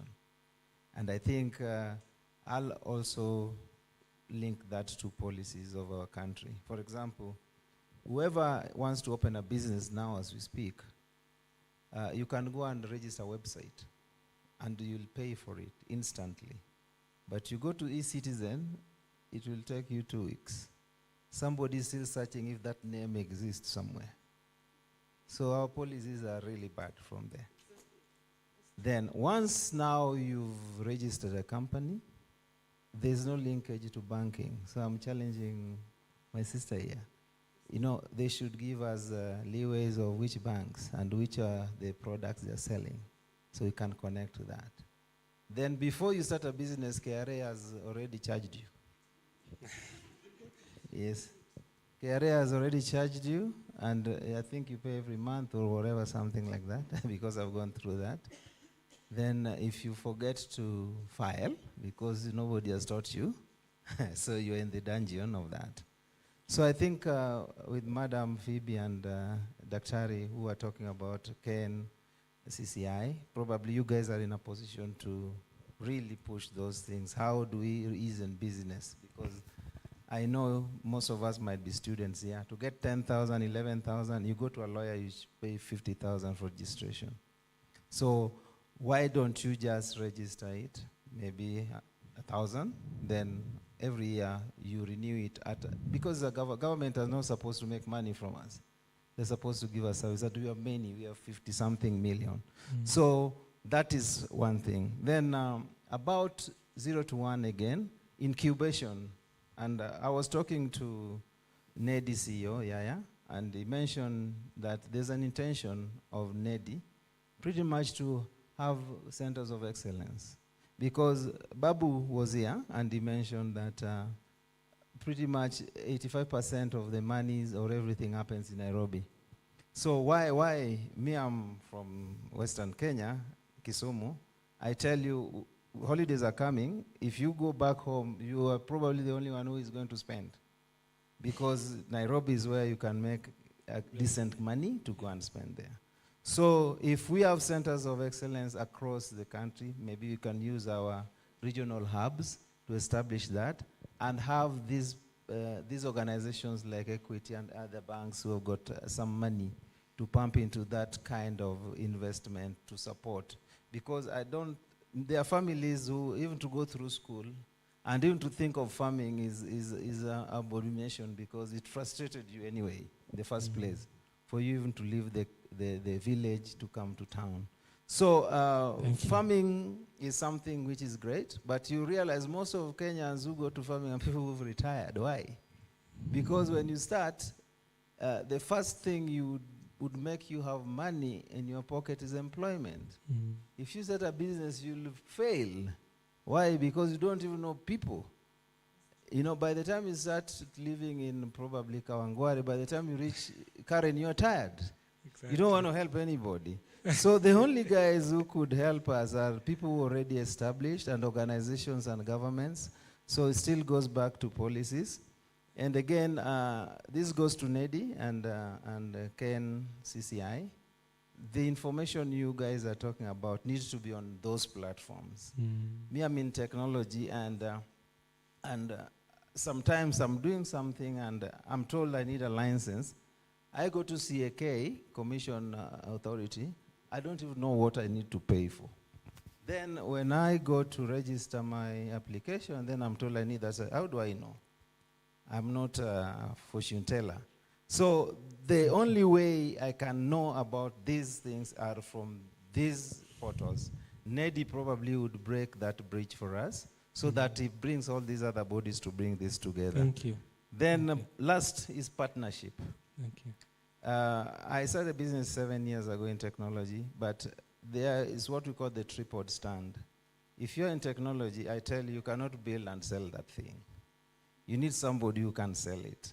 Then you need somebody who can actually give money, a little bit of money, not the 100 million we are talking about.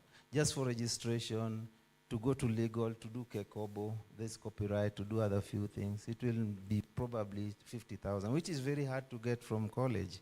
So partnership also you can only get through probably incubation and friendship of referrals. So to move from 0 to 1 to just multiplying what we know now, like M-Pesa started, everybody is developing something called M-Pesa, M-Kopo. You know, that's Kenya.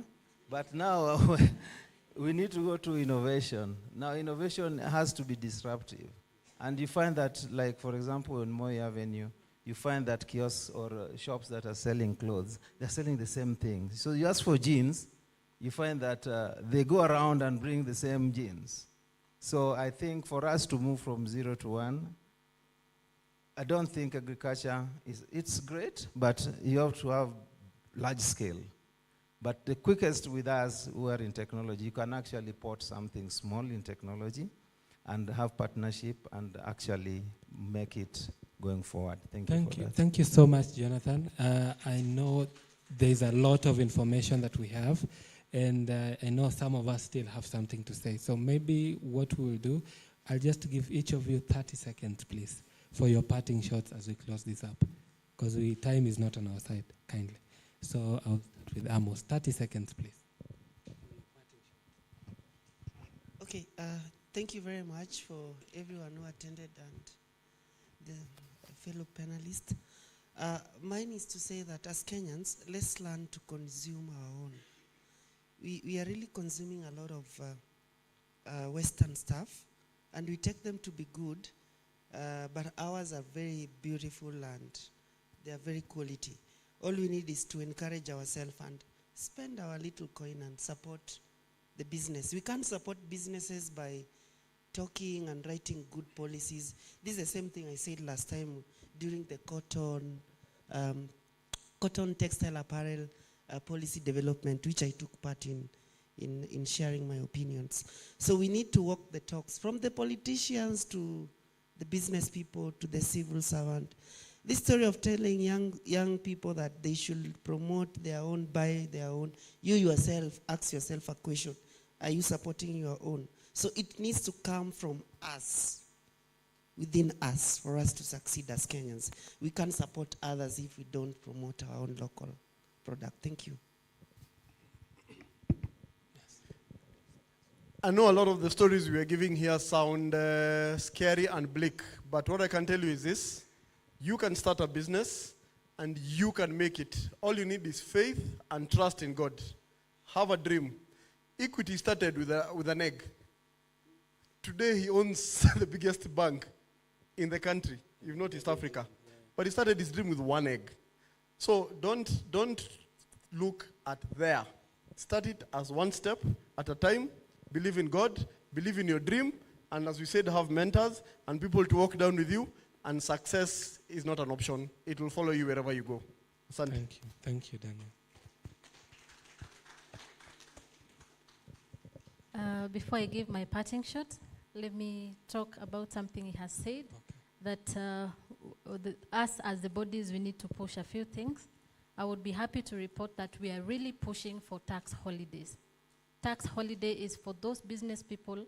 You start your business and you're expected to pay taxes immediately. We are pushing to see if you can have at least 2 years of tax holiday. But for you to have the 2 years, thank you. For you to have the 2 years, why would you have the 2 years? There would be, you would need to show why you need the 2 years. So that is something we are pushing. And my parting shots, there are either two ways. You try and fail, or you try and make it. The same thing I will say. You knock that door and get a solution, or you don't knock that door at all, and you remain the same. So don't be lied to. These offices are there to be knocked. Knock those doors. You'll get the answer you need. Be persistent. Let's fold our sleeves, because we must make it. Either as young people, either as women, either as old people, knock those doors. The cake is too big for all of us. So knock in chamber. We are waiting for you. Thank you. Thank you so much. Yes, my parting shot is just for entrepreneurs. I guess that is the best highway somebody would take. And what is an entrepreneur? Simply, you keep on trying. You'll fail many times. And when you fail, you pick up yourself and move and be innovative. Repeat, copycatting is not one of the best, but innovation is.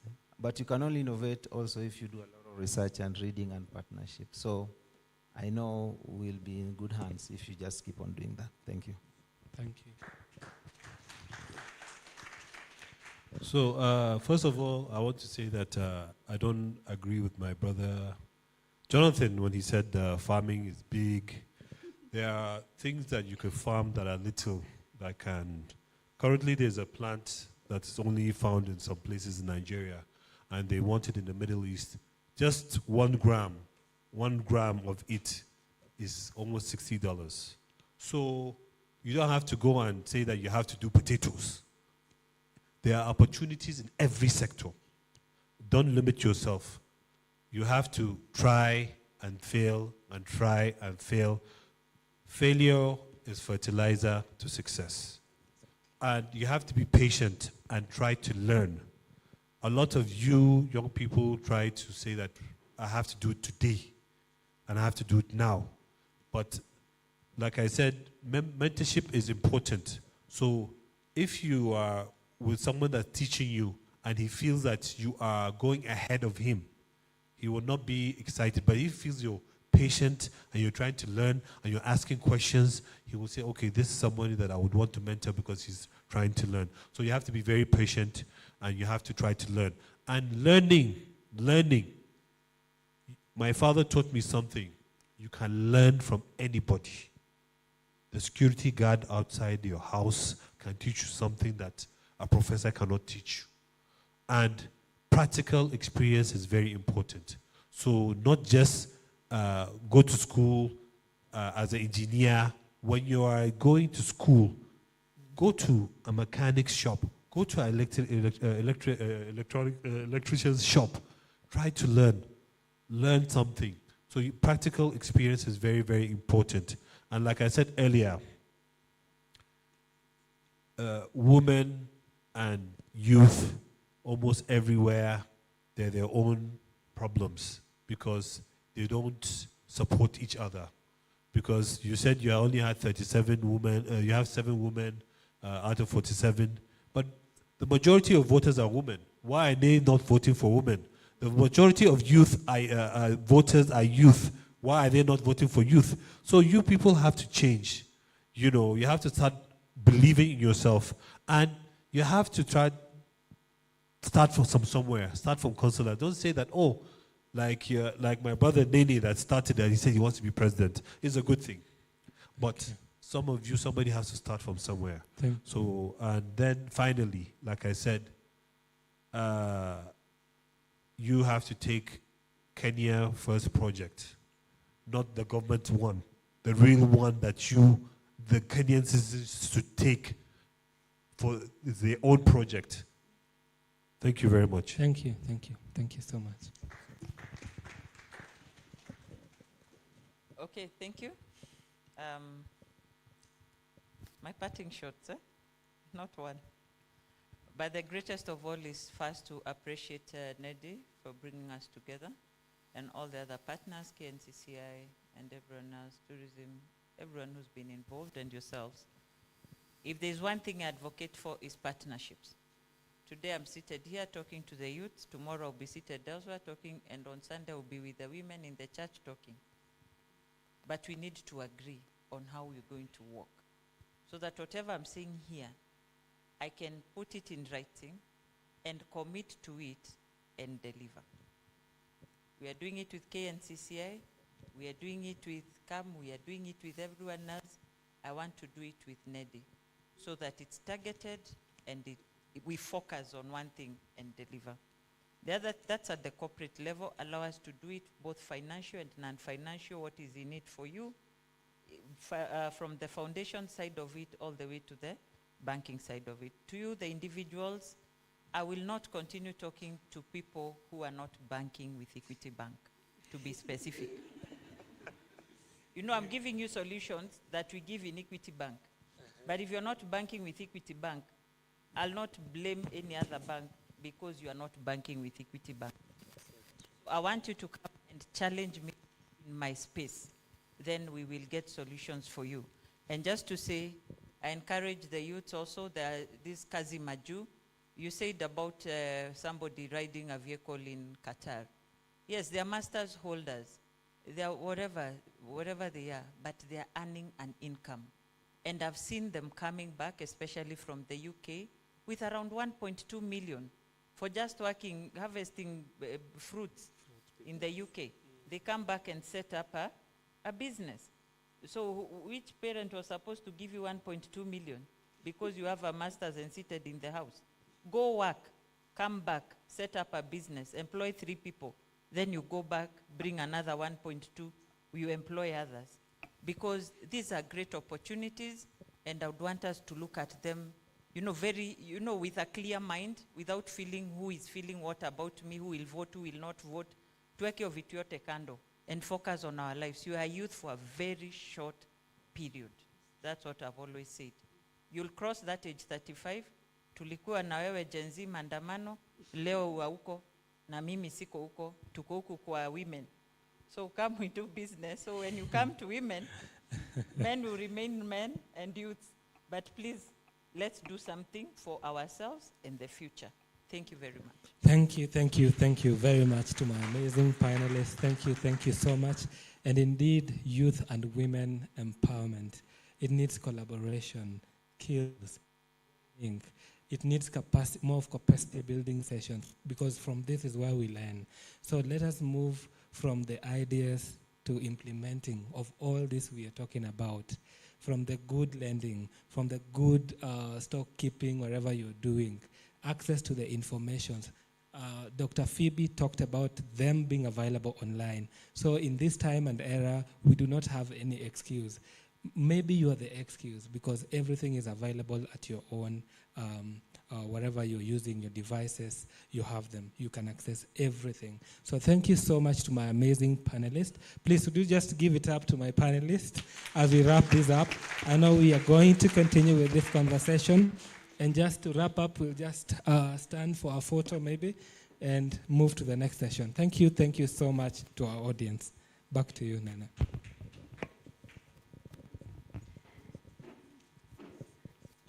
Just come to the front. Just come to the front.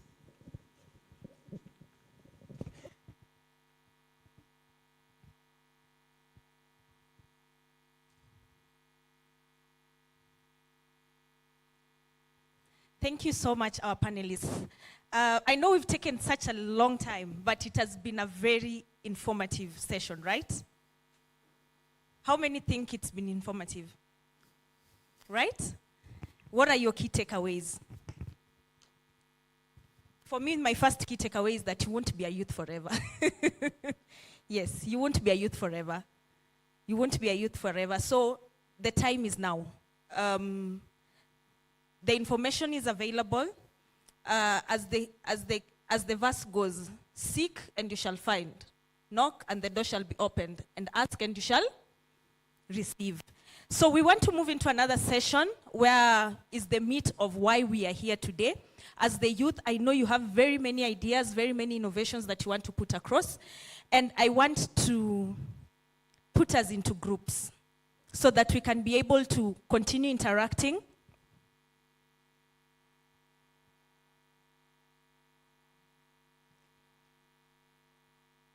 I'm going to put us into groups.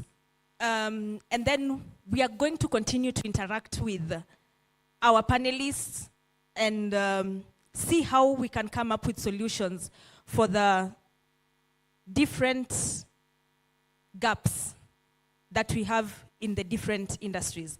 But just before I do that, I'd like to invite Miss Elga Riaga, who is the Minister of Youth, Sports and Gender and Social Services from Nakuru County, representing the Honorable Susan Kihika, to give us a few remarks before we can move into our groups. Thank you. Karibu. Let us give her a round of applause even as she comes.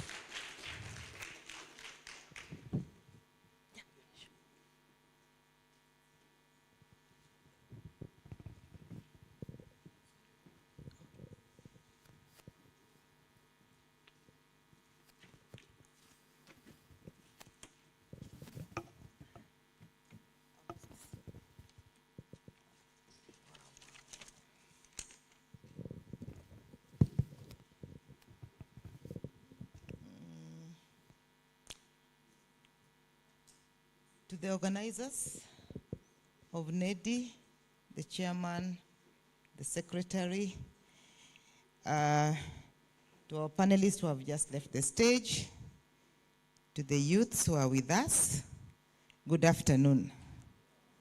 Good afternoon once again. I would have been here in the morning, but better be late than not appearing at all.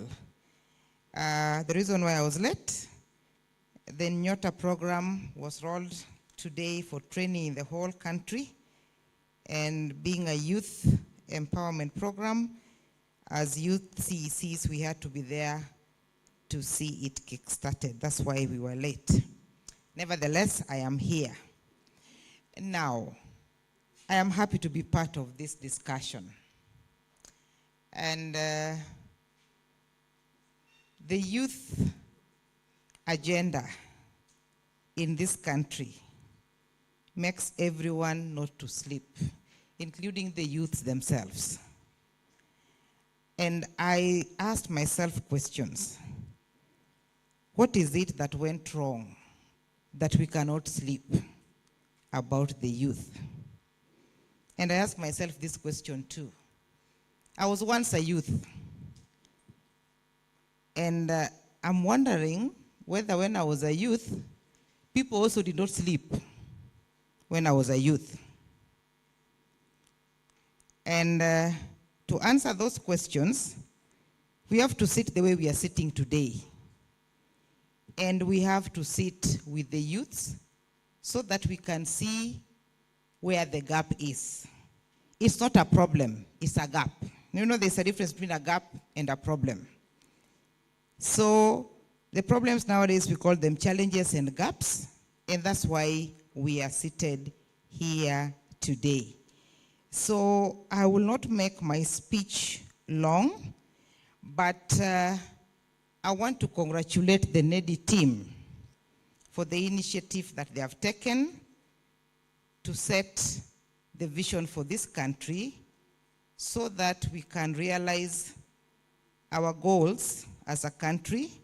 We have resources, yes, and every great country, the strength is not in the resources.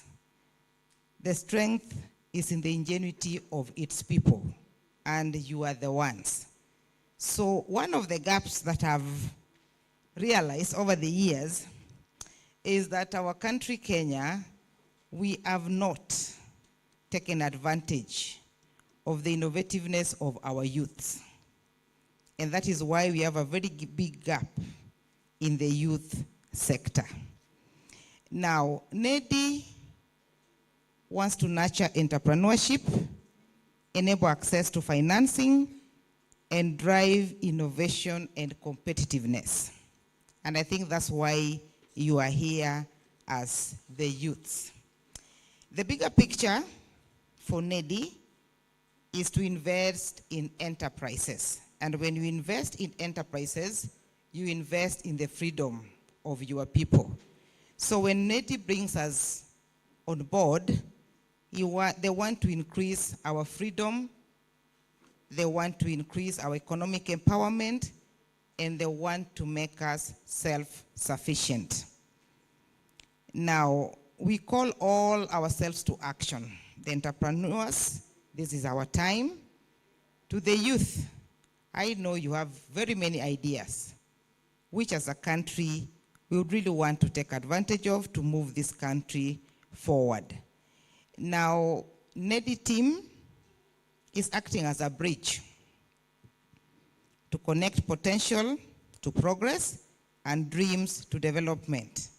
So together, I think we can be able to address the gaps and the challenges that we have. But I have one question for the youth. Are you ready? Are you ready? How many are ready? Okay. How ready are you? When do you want to start? Now, now, now. Not even tomorrow. How do you want to start? How do you want to start? Do you have any challenges? Have you put them down in writing? What is your biggest challenge? Funding. Another one? Mentorship, another one?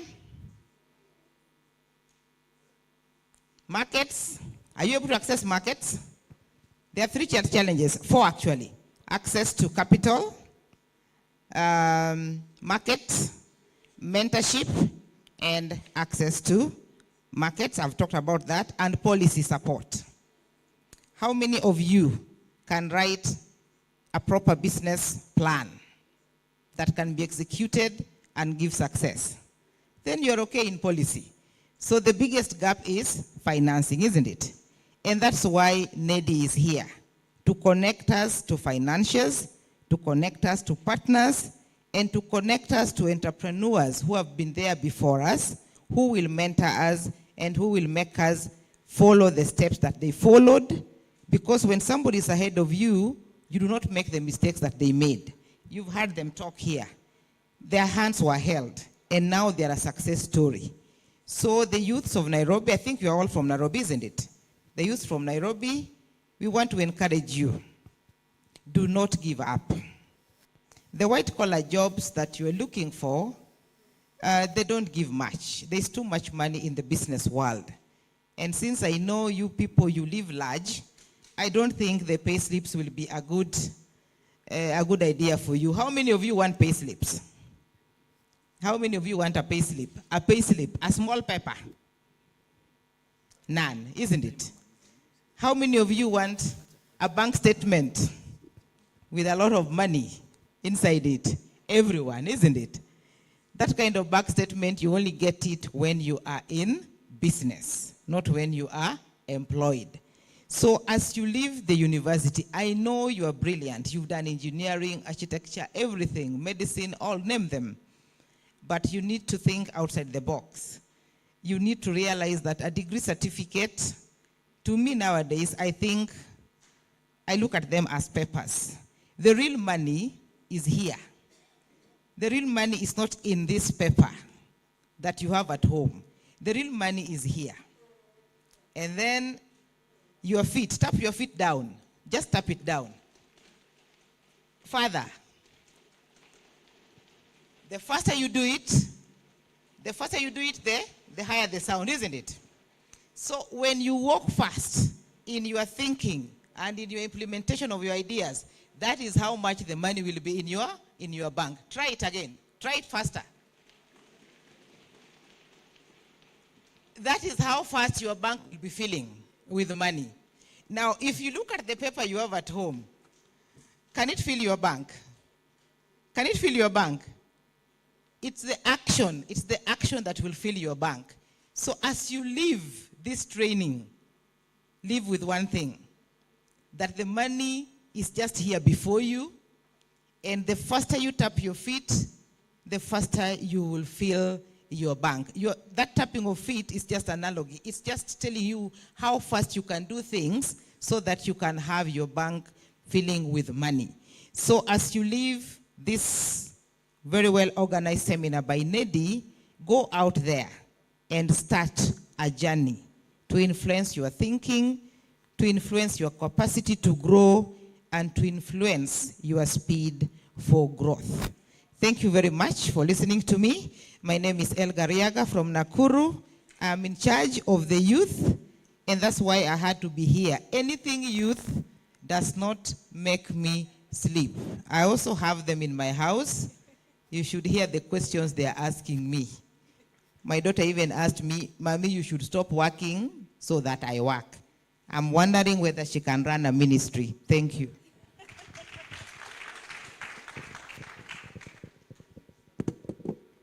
Let us give her another round of applause. Thank you so much, Waziri. Now I want to move us into our groups, the various groups that I told you.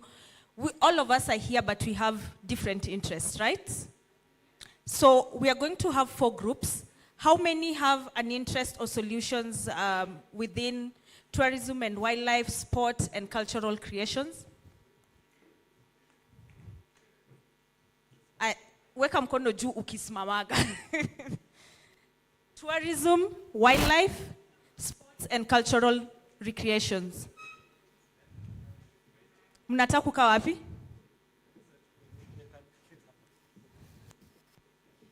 Watu mchague, tunataka kukaa wapi? Hapo. Aya, wenye usi wa tourism hapo watoke.